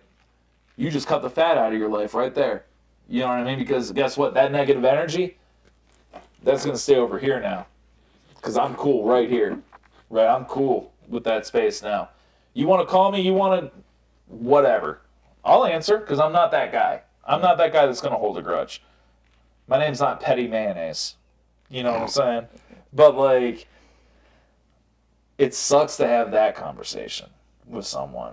And I pray people don't have to go through that because that's gut-wrenching. It's tough. But I think that another good thing with men's mental health is how they're incorporating it into other aspects of our life. And what I mean by that is, so obviously comic books are a huge thing for a lot of young men, right? And older men, because I fucking read comic books all the time. But there was recently, a few years ago, they had this this series, like the comic books companies will do like series, right? Like this is like you know, like how in Dragon Ball Z they had like Frieza was like the big thing, and then Cell was the big thing, like sagas, right? They had this saga in DC. It was called Heroes in Crisis, and it was about the superheroes, popular ones: Superman, Flash. And of course, Batman wasn't there because he doesn't feel anything. But these popular superheroes were at this institution, and they would talk about the shit that they've been through. And one of them kills themselves, and it's about the outpouring of support that the superheroes have. And I read it, and I thought that they handled mental health in a very eloquent way, especially if you're a superhero. You're probably going to go through it too, right? Like, so it shows young men, it doesn't matter how strong you are. It doesn't matter if you're the fastest man in the world. It doesn't matter if you can fly and fucking shoot beams from your eyes.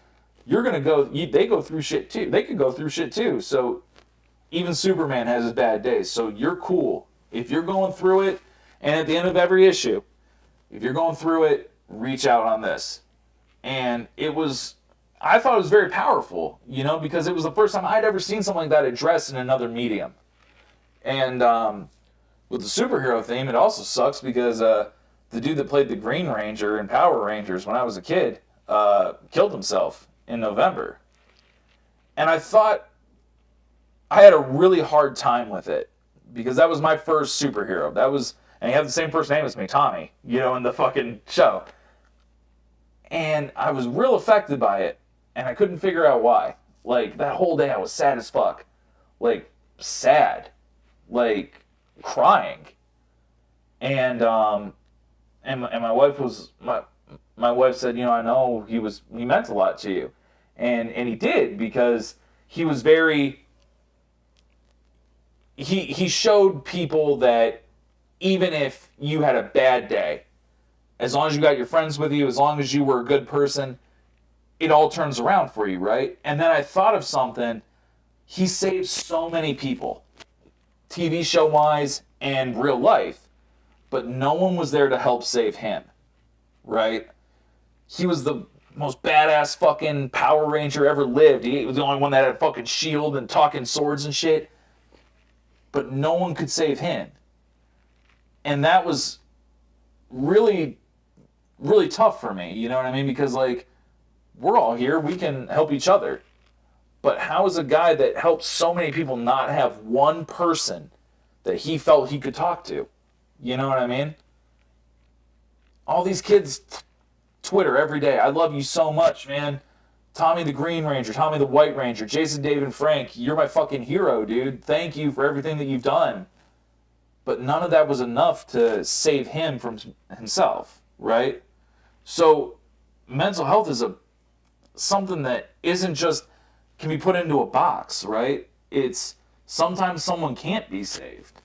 And it took my childhood hero ending his life to really realize how important it is to find those people. You know, like, find the right people to surround yourself with. Mm-hmm. Because we just talked about it. If they're not adding to your life, you don't need them. Right? Like,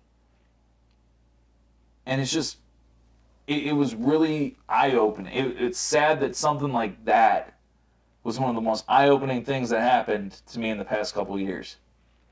And you've been really quiet. I really need I'm just listening, bro. But I want you to weigh in. Well, I don't know, man. I definitely think it's important to talk to people. I think that if you can find even just one person who, you know, when you're like, when shit's hitting the fan, you can just call up and be like, man, guess what happened today? And you can just sit there and have a conversation and kind of vent. I think that's, I don't want to say that's all you need, but that's all I've really ever relied on. And I mean, I wouldn't consider myself, I definitely get stressed a lot. Yeah. I mean, I deal with a lot of shit.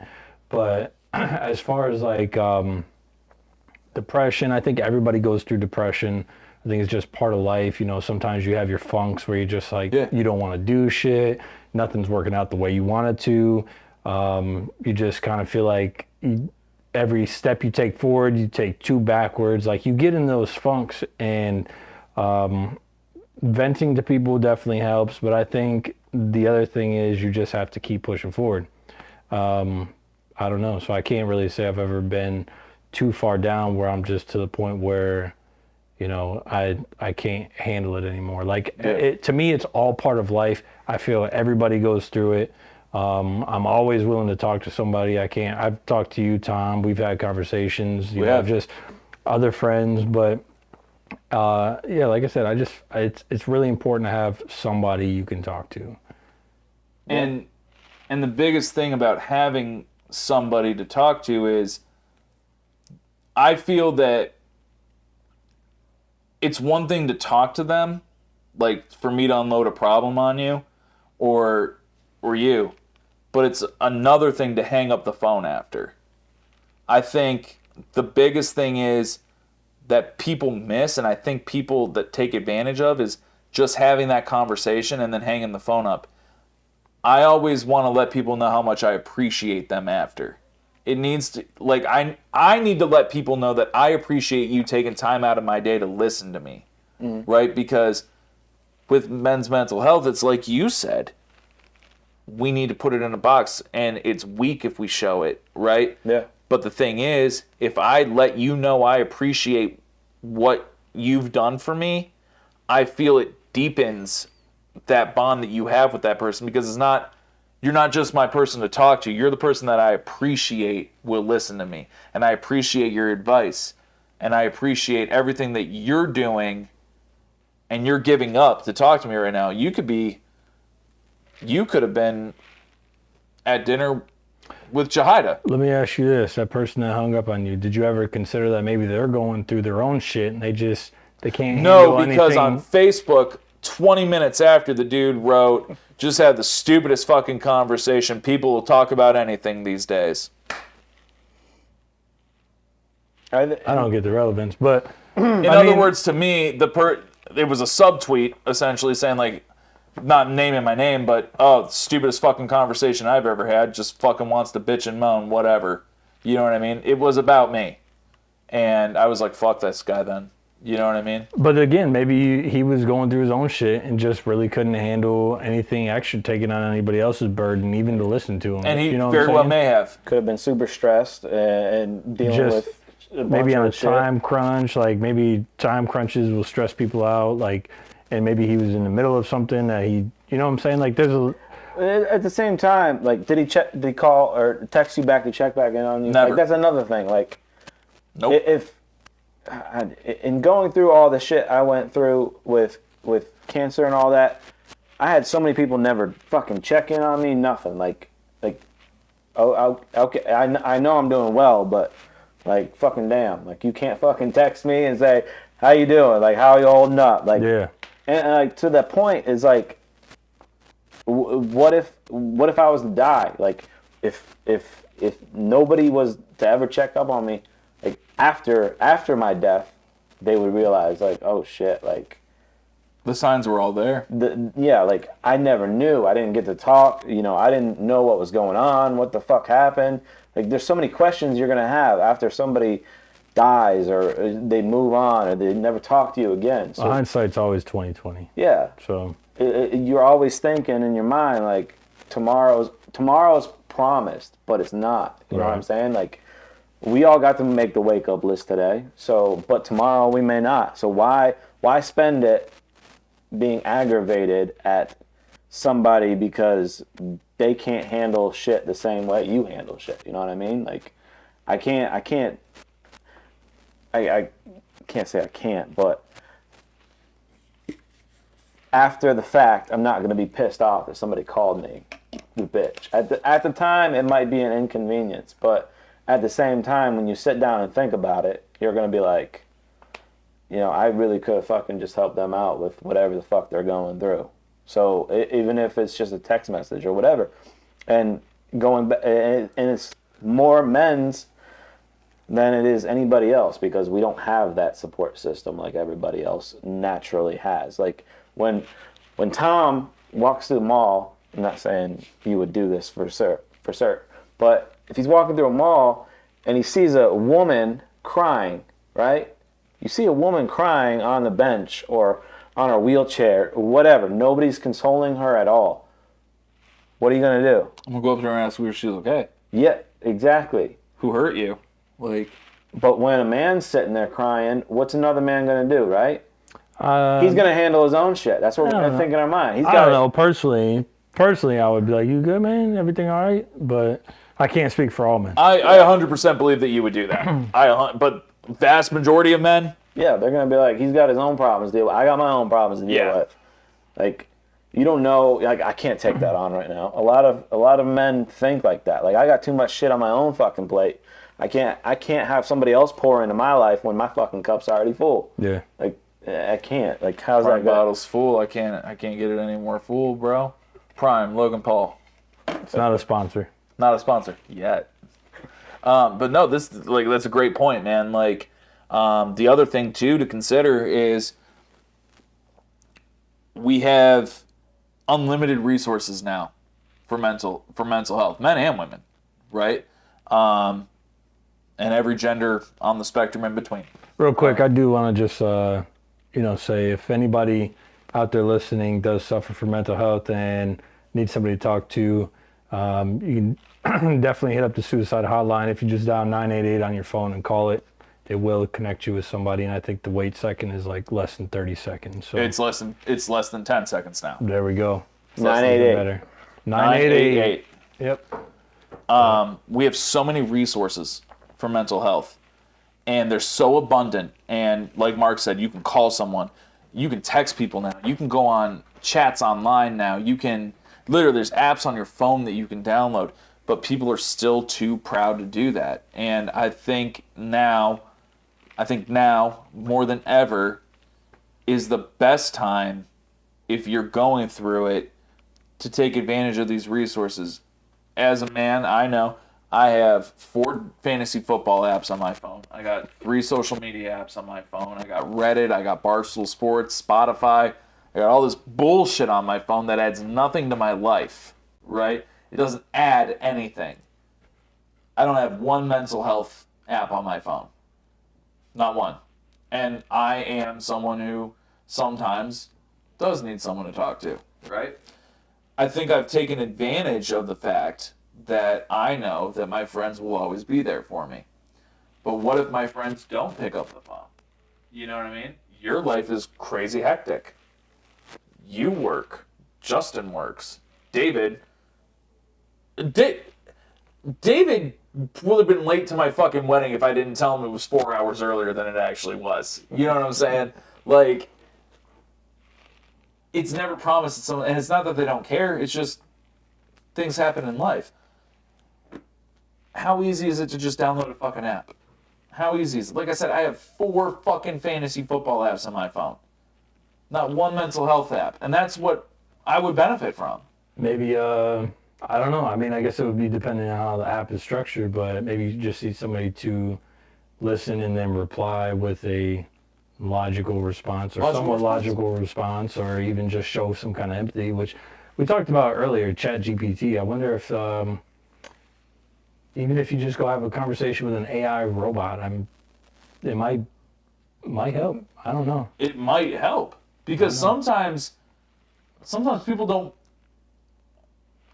At least I know when I was going through my initial round of therapy, right? I had a doctor.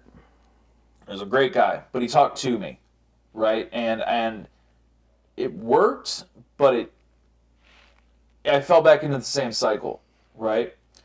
Then I had a fucking dick therapist. Fucking prick. I loved him. He talked at me. He asked me one time, I'll never forget this. I said something to him one time, and he goes, okay. He's writing it down. How'd you get to be so important? And I was like, what do you mean? Well, he told me this. And I'm not going to go through everything, but he was like, he told me this, and this. You seem like a pretty important guy. How'd you get so important? I'd like to be that important. And that's the exact mannerisms he used. He was like, I'd like to be that important. And then he looked at me, and I realized when he talked at me, I took more from that than I did with the therapist that was coddling me, essentially. So ChatGPT, for some people, might be the fucking thing for them to fucking So do you feel get like off with. do you feel like him talking at you in those kind of mannerisms and saying what he said, almost kind of like a, It snapped me out of it, dude. almost kind of like a, how we talked about earlier, how men are just kind of like suck it up, or like, Yeah. do you feel like that's kind of what you needed? I feel at that time That's that's what I needed. okay. Because I was such in this cycle of defeatism and victimism at all times that it was like, I just need someone to fucking tell me how it is. And I don't care whose version of what it is, but if that version of what it is, that's what's going to help me right now. And this guy punched me in the face with facts. You know what I'm saying? Because, Tom, honestly, you're not that important in the grand scheme of things. You have a family that loves you. You have friends that love you. And if that's not enough for you, I don't know what to tell you. Were exact words from him. You don't need to seek outside validation from other people, because outside validation from other people just makes you want to expand your circle. And sometimes you don't need a very large circle. Sometimes you just need a small one. And for you, Tom, you need a small circle because you can't handle all the other things that come with it. And there's no shame in that. Right. These are exact things he told me. When he punched me in the face with facts, it was the greatest thing for me. And I was able to take those tenets and then build my own sympathetic version, essentially, of it. And I haven't had to go to therapy since. Was coddling ever the better option? At first it was, because I had someone who I felt was listening, was like empathizing, and helped me open up to someone, because, okay, they really care. I'm paying them, they should care. But, hey, they're listening, they're engaged with me, they're looking me in the eye, they're pushing for a tissue, or like he put his arm on me and like, hey, it's cool, like, don't worry, like, we're gonna get through this together, you and I, you know, and like using a lot of hand motions that made like a connection, you know what I mean? That opened me up, right? To like, okay, I have a problem, I have something that needs solved here, right? But eventually that got old, because I'm talking to you, man, and you're talking to me, but you're repeating the same things over and over. This other guy, name is Ed Shirley. I recommend him. Punched me in the face with this shit. And after about 5 sessions, I felt better. Way better than I ever felt in my life. And it was because he told me what was really good. You know what I mean? Like, and it felt good to have someone finally be like, it's normal to go through things. It's normal. But we can't dwell on them. We need to have actionable plans to get over them. And you're not creating an actionable plan. You're dwelling in this cycle of defeatism and victimism. So let's get you out of that and get you on the path to succeeding. And when you talk at me like that, and you can justify things and you can quantify what you're saying, I'm going to listen. There's a line in The Office. I don't know if you've ever watched The Office with Steve Carell and I know what The Office is. Okay. Steve Carell leaves and Will Ferrell comes in to be the boss, and Dwight, the fucking weirdo who is in the office, keeps telling this Will Ferrell boss, D'Angelo, I'm not going to do that, I'm not doing that, fuck you, I'm not doing this. And then eventually D'Angelo goes, damn it, Dwight, you're going to come down there and you're going to do this. And Dwight pans to the camera and goes, so certain things about me, I take really good under strict direction. And I was like, I'm fucking Dwight. Like, I'm fucking Dwight. You know what I mean? Like, I realized it, and I'm like, there's no shame in that. I do better when people tell me what's up. And I think sometimes mental health, you just need to know what's up. So this is kind of weird. I feel like we kind of went full circle here because God. you were talking about mental health and, and you talked about how, men are just told to suck it up, keep pushing and, not show any emotion or anything like that. Yeah. You were in a spot where you were down and you needed somebody to talk to, and that person that talked to you basically told you, suck it up. But he didn't. He did, but he said, here's, you're going to suck it up, but this is what you're going to do when you suck it up to make it even better. Create goals, set plans to achieve your goals, yada, yada. But he was never not empathetic to what I was going through. He said, I understood and I understand and I respect what you're going through. But suck it up. But never suck it up. Right, but it's just... It was just, let's figure out together what is going to be the actionable plan to get you out of this space. Because the longer you're in this space, the worse you're going to be. So if we can fucking put our foot to the floor and fucking get this going, you're going to be the best version of you. And it was just, I guess I didn't quantify it right. It was a more stern approach than the coddling approach. Right. It was But not what my dad told me when I was young. Grow the fuck up and get out there and don't fucking cry or else you're gay. This dude's out there like, okay, it's cool to be sad. It's okay that you're sad, Right. but we don't need to live in sadness. Exactly. That's what he was. But that's basically the same thing that I'm trying to say is suck it up. You're going to live in this space, but you need to keep pushing forward. You need to set goals for yourself. Yes. Obtainable goals. Yes. Yeah. So he was telling you, in my view, the short version is suck it up. It's okay to be here, but suck it up. Don't quit pushing. It wasn't as heartless as what we had been conditioned with to suck it up. It was more of an understanding, but let's suck it up. Yeah. Because we can be so many better places than this. Right. It wasn't just... Or we could be so many worse places. Exactly. Than this. Yes. Whereas with the fathers just saying suck it up, it was just be devoid of all emotion because none of this matters. You know what I mean? It's the white wall right there. You got to look at it like that white light. Mm-hmm. That's what the dads were like. But the therapist is like, look at all this shit over here. You know what I mean? Look at all this. You got these cameras, you got the cords, you got the fucking computer screen. You got a whole other fucking room over there, dude. Whereas my dad's like, it's just this white light. You know what I'm saying? That's kind of how I view it. Yeah. Now No, looking at this setup, you know? And to speak in that, like, in today's world, we deal with a lot with the wokeness era, right? And everybody says everybody's weak. It's not that everybody is weak. It's that they focus on what's making them weak. Like, Yes. They dwell on that shit so much that it makes them weak. Yes.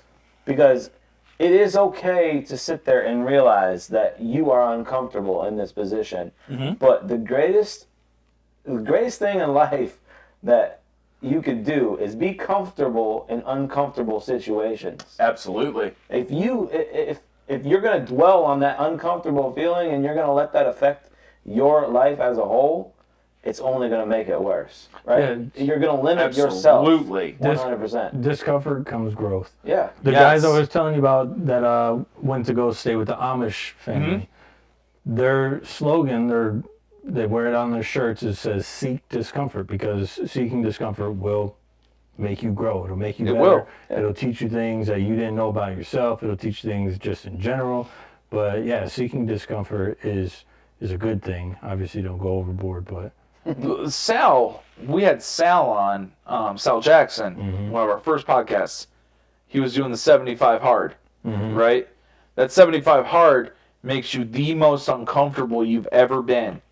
But what happens at the end? Running outside, or working out outside and inside, Yep. right? Reading entrepreneurial or self-motivation books. Fucking 75 days of following a meal plan. Not a diet, but a meal plan, and never having a fucking cheat day, right? Because when we diet, like, what do? Oh, yeah, I'm going to eat clean as fuck for 3 weeks, and then that Saturday, I'm eating pizza and I'm drinking beers, right? And you look forward to that cheat day, right, in 3 weeks. But what does that 75 hard do for you? You're looking forward to the fucking 7 day 76. Yeah. And that's 3 fucking months away, bro. But come day 76, you probably won't want any of that. Exactly, because it changes you, right? And as men, we need to look at something like 75 hard as the goal rather than just the diet with the cheat day. We look for the cheat day because that's coming soon, and it's going to be a great day, and it's going to be fun, and then we're going to get right back to it. Day 75 hard, we're going to go through fucking hell for a little bit. It's going to change us. Let's be uncomfortable because we're going to grow. And then on day 76 or whatever, day 984, right? We're going to come out a different man. And we're going to be a better man. We're going to be a better father, a better friend, a better employee or entrepreneur. We're going to be a better golfer, football player, fucking baseball player, whatever. We're going to be better at everything that we do because we allowed ourselves to be uncomfortable and grow. And that starts with the mental health aspect. It's okay to be uncomfortable. It's okay to be sad. It's fine to cry. It's fine to fucking...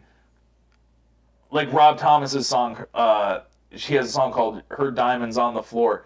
She sits down and she's crying, so I sit down and I cry too. It's okay to do that shit with your wife. It's okay when she's sad to fucking put your arm around her and cry with her too. You know? That shit is fine. But don't ever let yourself get fucking sucked into something where you're going to be sad and depressed your whole life and not be honest with yourself. The worst injustice that you can do to yourself is be dishonest with yourself.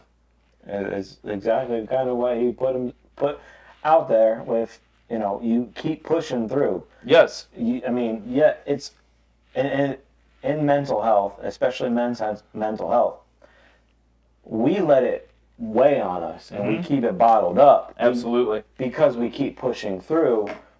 But what people need to understand is it is okay to stop and dwell and be emotional to feel that.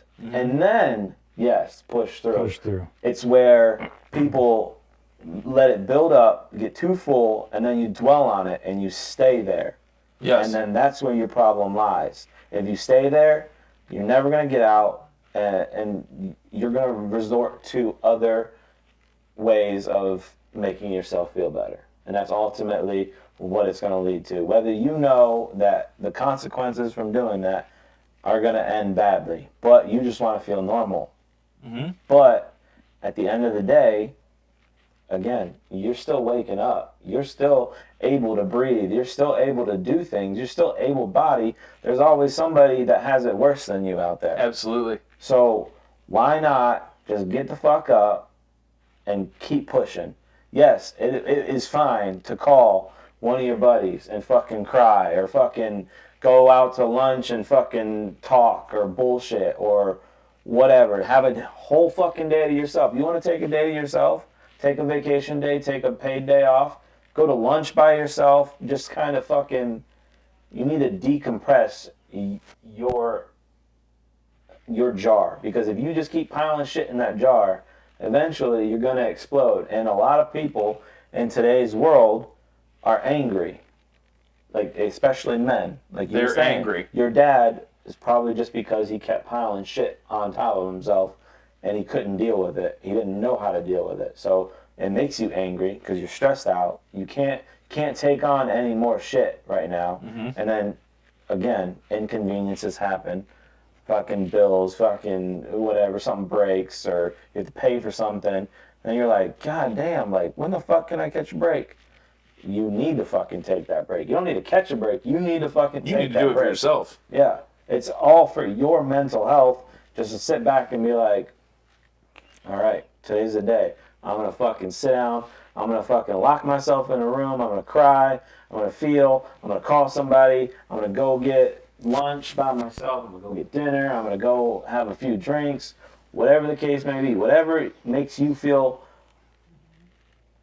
like you're releasing all the stress. That's what you need to fucking do. And I'm not saying fucking whatever, fucking shoot up some heroin or whatever the fuck. If that's what it does for you, obviously, don't fucking do it, because that's just dumb. Like, you're looking for fucking ways to escape. You don't need to look for ways to escape through self-sabotaging substances. No. But people look for that though because it's easy. Yeah, it is. It's easy. super easy, and that's why it is such a problem. Yeah. And you need to be able to just do it yourself. Like, find that thing, and that's why like having hobbies or fucking doing whatever. And if somebody thinks it's weird, they can go fuck themselves. Go fuck themselves. I don't fucking care. Like, I probably do some shit somebody in the world probably thinks fucking dumb as fuck, but guess what? I fucking like it, so I don't fucking care. Like, Exactly. you're not in my life. You don't fucking. I don't know you. You don't know me.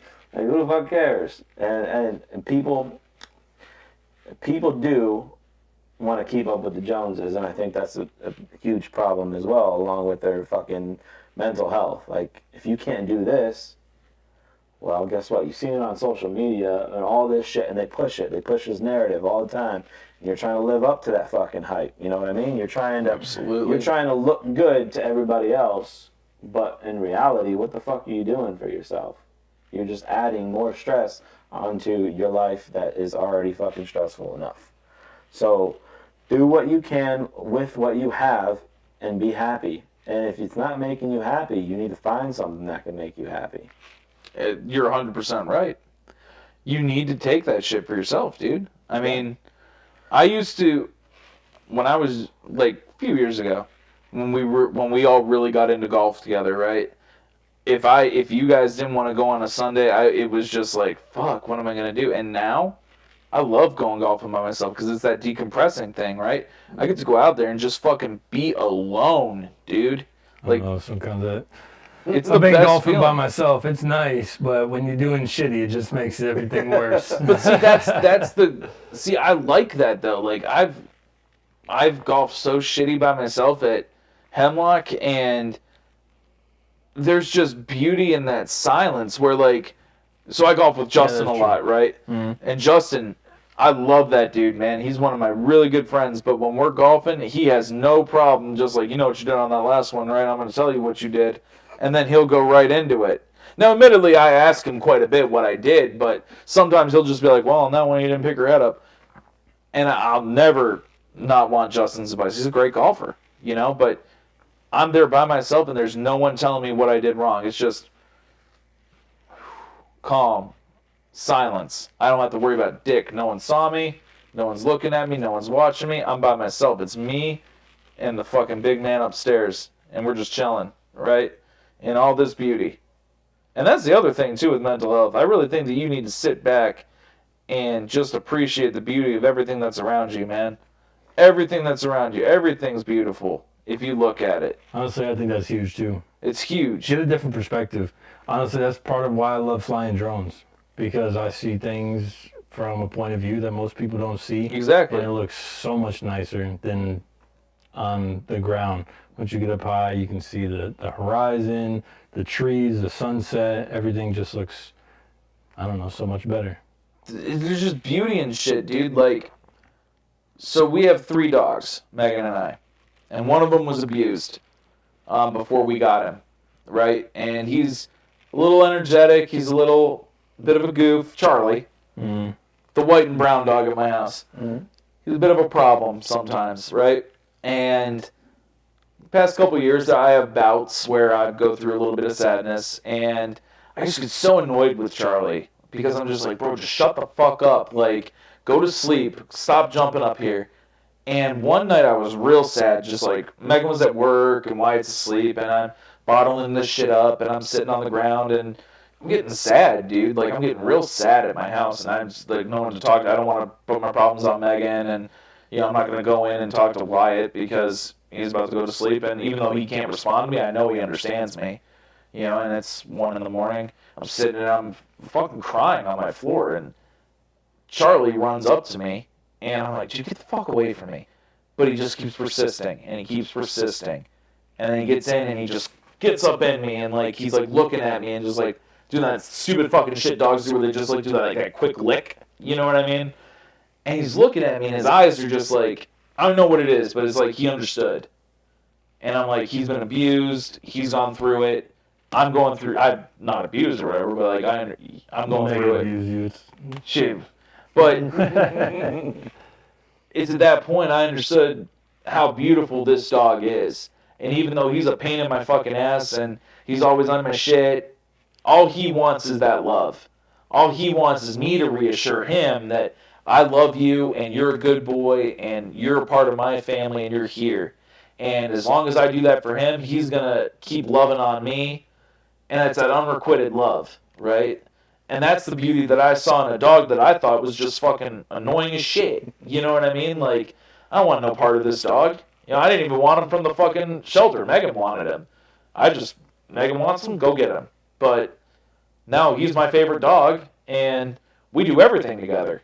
You know, and that's something that's really been beautiful to me is connecting with an animal that I wanted nothing to do with. You know what I mean? Like, he's really been there for me. That's why they have emotional support animals. He's my emotional support animal, man. If I'm feeling down, he's there. Mm-hmm. And I look at him, he's something fucking dumb, and I start laughing. Like, and I don't have to turn to Megan and put it on her plate. Because I'll just look at Charlie, and I don't say it or verbalize it, but, like, I just think it, and he just, like, looks at me and wags his stupid fucking tail, and he's on me, and we're cool. And I'm like, I got it off my chest. He's here. I'm cool. You know what I mean? Like, there's beauty in shit you wouldn't even realize. And I'm really glad I found that. You know, because I was about to boot his ass to the fucking backyard, man, and just fucking have him be an outside dog. But no, now he's my boy. We're homies. You're my boy, Blue. You're my boy. Blue, did you know that you're my boy? Yes, sir. I think we had a really fucking profound night.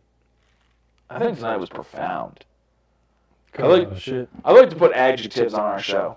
You know what I'm saying? And like we've had funny, we've had informative, we've had weird, we've had wild, you know, it's crazy. But tonight was profound. That was profound, dude. Yeah, we dove into some shit.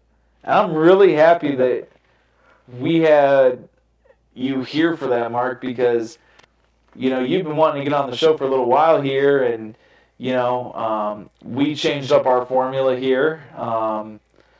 You know, we used to interview people about themselves, and, you know, and tonight was something that we didn't interview you about you, but it turned into that very organically and very cleanly, not forced. And it felt more, tonight felt like a very, very authentic conversation, like every podcast does, but this one truly felt like something I think anyone who views man, woman, child, fucking rabbit, dog, whatever, R.I.P. Oswald, can get behind. You know? I think that's something really cool about podcasts is they allow you to see the human side of something. You know, it's not like a radio where you're just listening. You're watching. Mm-hmm. You know? And that's awesome. It's fun. I hope you had fun. Hope you had a good time. I hope you had fun. Always, Tom. You better have, motherfucker. But we've been running almost 2 hours now, and Over 2 hours, about almost 2.25. I have not ate today. Neither have I. I want to go eat. I didn't cultivate this body by not eating. Right? And Megan and I have been watching Monday Night Raw a lot lately. You're really into this wrestling, aren't you? I'm real into wrestling right now, bro. I watched Elimination Chamber on Saturday. Okay? They did Brock Lesnar dirty, first of all. Second of all, Roman Reigns is a fucking punk. I don't like Roman Reigns. And I need to go watch my boy Cody Rhodes tonight if he's on wrestling. It's any new wrestling. Any new wrestler is a punk. Dude, don't say that about Cody Rhodes, man. He's the American Nightmare. Dusty Rhodes was the American Dream, his dad. Cody's the American Nightmare. All right? I'm actually ordering a shirt that says American Nightmare on it, and I will wear it. You watch the old school wrestling? Mm-hmm. Yeah. So my best friend from college, his name's Dave. Mm-hmm. His uncle was Doink the Clown. Fuck yeah. Doink died, and he had no living heir, and Dave got all of his money. Wild card. One day, Dave comes to me. We were seniors in college, and he goes, "Hey, we need to go down to Pittsburgh because Dave didn't have a car. And I was like, what do we need to go to Pittsburgh for? He was like, my uncle died, and I guess he was Doink the Clown, and I'm getting all of his money. I was like, awesome. Kinda sucks for you. They probably didn't pay much back then. I don't know if you've watched Dude, Young Rock, but Dude, he's sitting on a fucking... well, yeah. I mean, if he invested it right, I'm sure he fucking. I mean, he's Doink the Clown, you know what I mean? Like, he probably did some wild shit with that money. Probably. Who knows? There was a lot of. You missed a lot of fucking characters. Dude, I didn't even know that The Rock was a wrestler. Mick Foley, dude, the sock, Vader. You missed the best time to ever watch wrestling. Not only Mick Foley, Mankind, Dude Love. They're all the same person. Yeah. Can I tell you guys something really embarrassing? So, I started to dip my toe into wrestling around when COVID hit, and they did WrestleMania, and it was Shawn Michaels, and was reffing the Undertaker's last WrestleMania, right? Randy Orton, right? No. This guy comes out, and I told my wife, I said, oh, I know who this guy is, and Megan was like, yeah, Triple H. I said, that's his name? And she was like, what did you think his name was? I swear to Christ, my entire life I thought his name was Triple Eights. Like 3 8s. Yeah, no. Triple H, Hunter Hearst Helmsley. I thought it was Triple Eights. And it blew my mind. So Triple H was pretty fucking cool. And he got his ass whooped by The Undertaker. You missed the best. Dude, I didn't know that The Rock was a wrestler. I thought he was just like Seal or Prince or something, just like a clever first name. And then when my mom was real blown when I found out John Cena is a wrestler. I thought he was just in shitty movies. You know what I mean? He was the savior of wrestling. Was he? Yeah, during his era, yeah. No shit. Because it was starting to cycle out. Like Stone Cold was done. The Rock. So it basically became, done. Yeah, it was The Rock versus John Cena, and then The Rock filtered out, and it was Cena's show, like, for fucking years. Mm-hmm. And you couldn't, like, dude, the raps he did, he freestyled in the ring. I heard he dropped the N-bomb one time, though. Yeah, he talked about Big Show's baloney nipples and all this, like, it was funny as shit.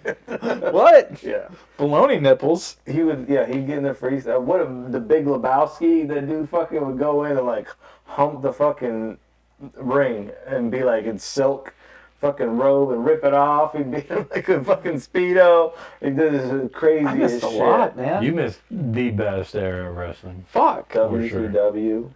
Yeah. Well, they just had a thing last night on AMC called WWE Legends NWO, and Megan told me that was a crazy time in wrestling, so I want to watch that. When the Wolfpack came out, when fucking Hulk you had the Hogan- black and white NWO, and you had the black and red NWO. Yeah, it was. There were factions upon factions. Yeah, Dude. because NWO split. It eventually ended up splitting. Yeah, I remember I used to watch. It would be like 8 o'clock at night on Monday nights. Yeah. And I would watch WCW, and then that would run until like 10 o'clock, and then from 9 o'clock to like 11 o'clock was WWF at the time, Monday Night Raw. So literally I'm switching channels for like 2 hours, an hour or 2 hours, watching both programs. And then there was a time where they started to overlap. So this is when NWO was around. NWO would go on WWF and like destroy shit and like take over, and like they were the badasses, and that's when WCW started to phase out, and it was just strictly WWF, which then turned into WWE. I missed so much, man. Yeah, they fucking Stone Cold coming with the beer truck on his Zamboni. And he would spray Vince McMahon with the beer. Yeah. Dude, it was. I remember there was a time, actually what got me into wrestling, I remember watching a pay-per-view event, couldn't tell you which one it was, and I couldn't tell you who the opposition was, but I remember Hulk Hogan first it started off in monster trucks, and they were like, the two bumpers were like welded together or something, and it was like almost like a tug of war, but they were pushing each other. Well, they ended up getting out of their trucks and fighting, and Hulk Hogan got thrown off the building. And I was like, because I thought it was all real back then. I was like, Wait, it's not real? I guess not. I mean, Hulk Hogan lived. They must have known it was gonna happen. But yeah, he got thrown off the building, and I was just like flabbergasted. I'm like, he really just threw him off the building on live TV, and then. What do you mean it's not real?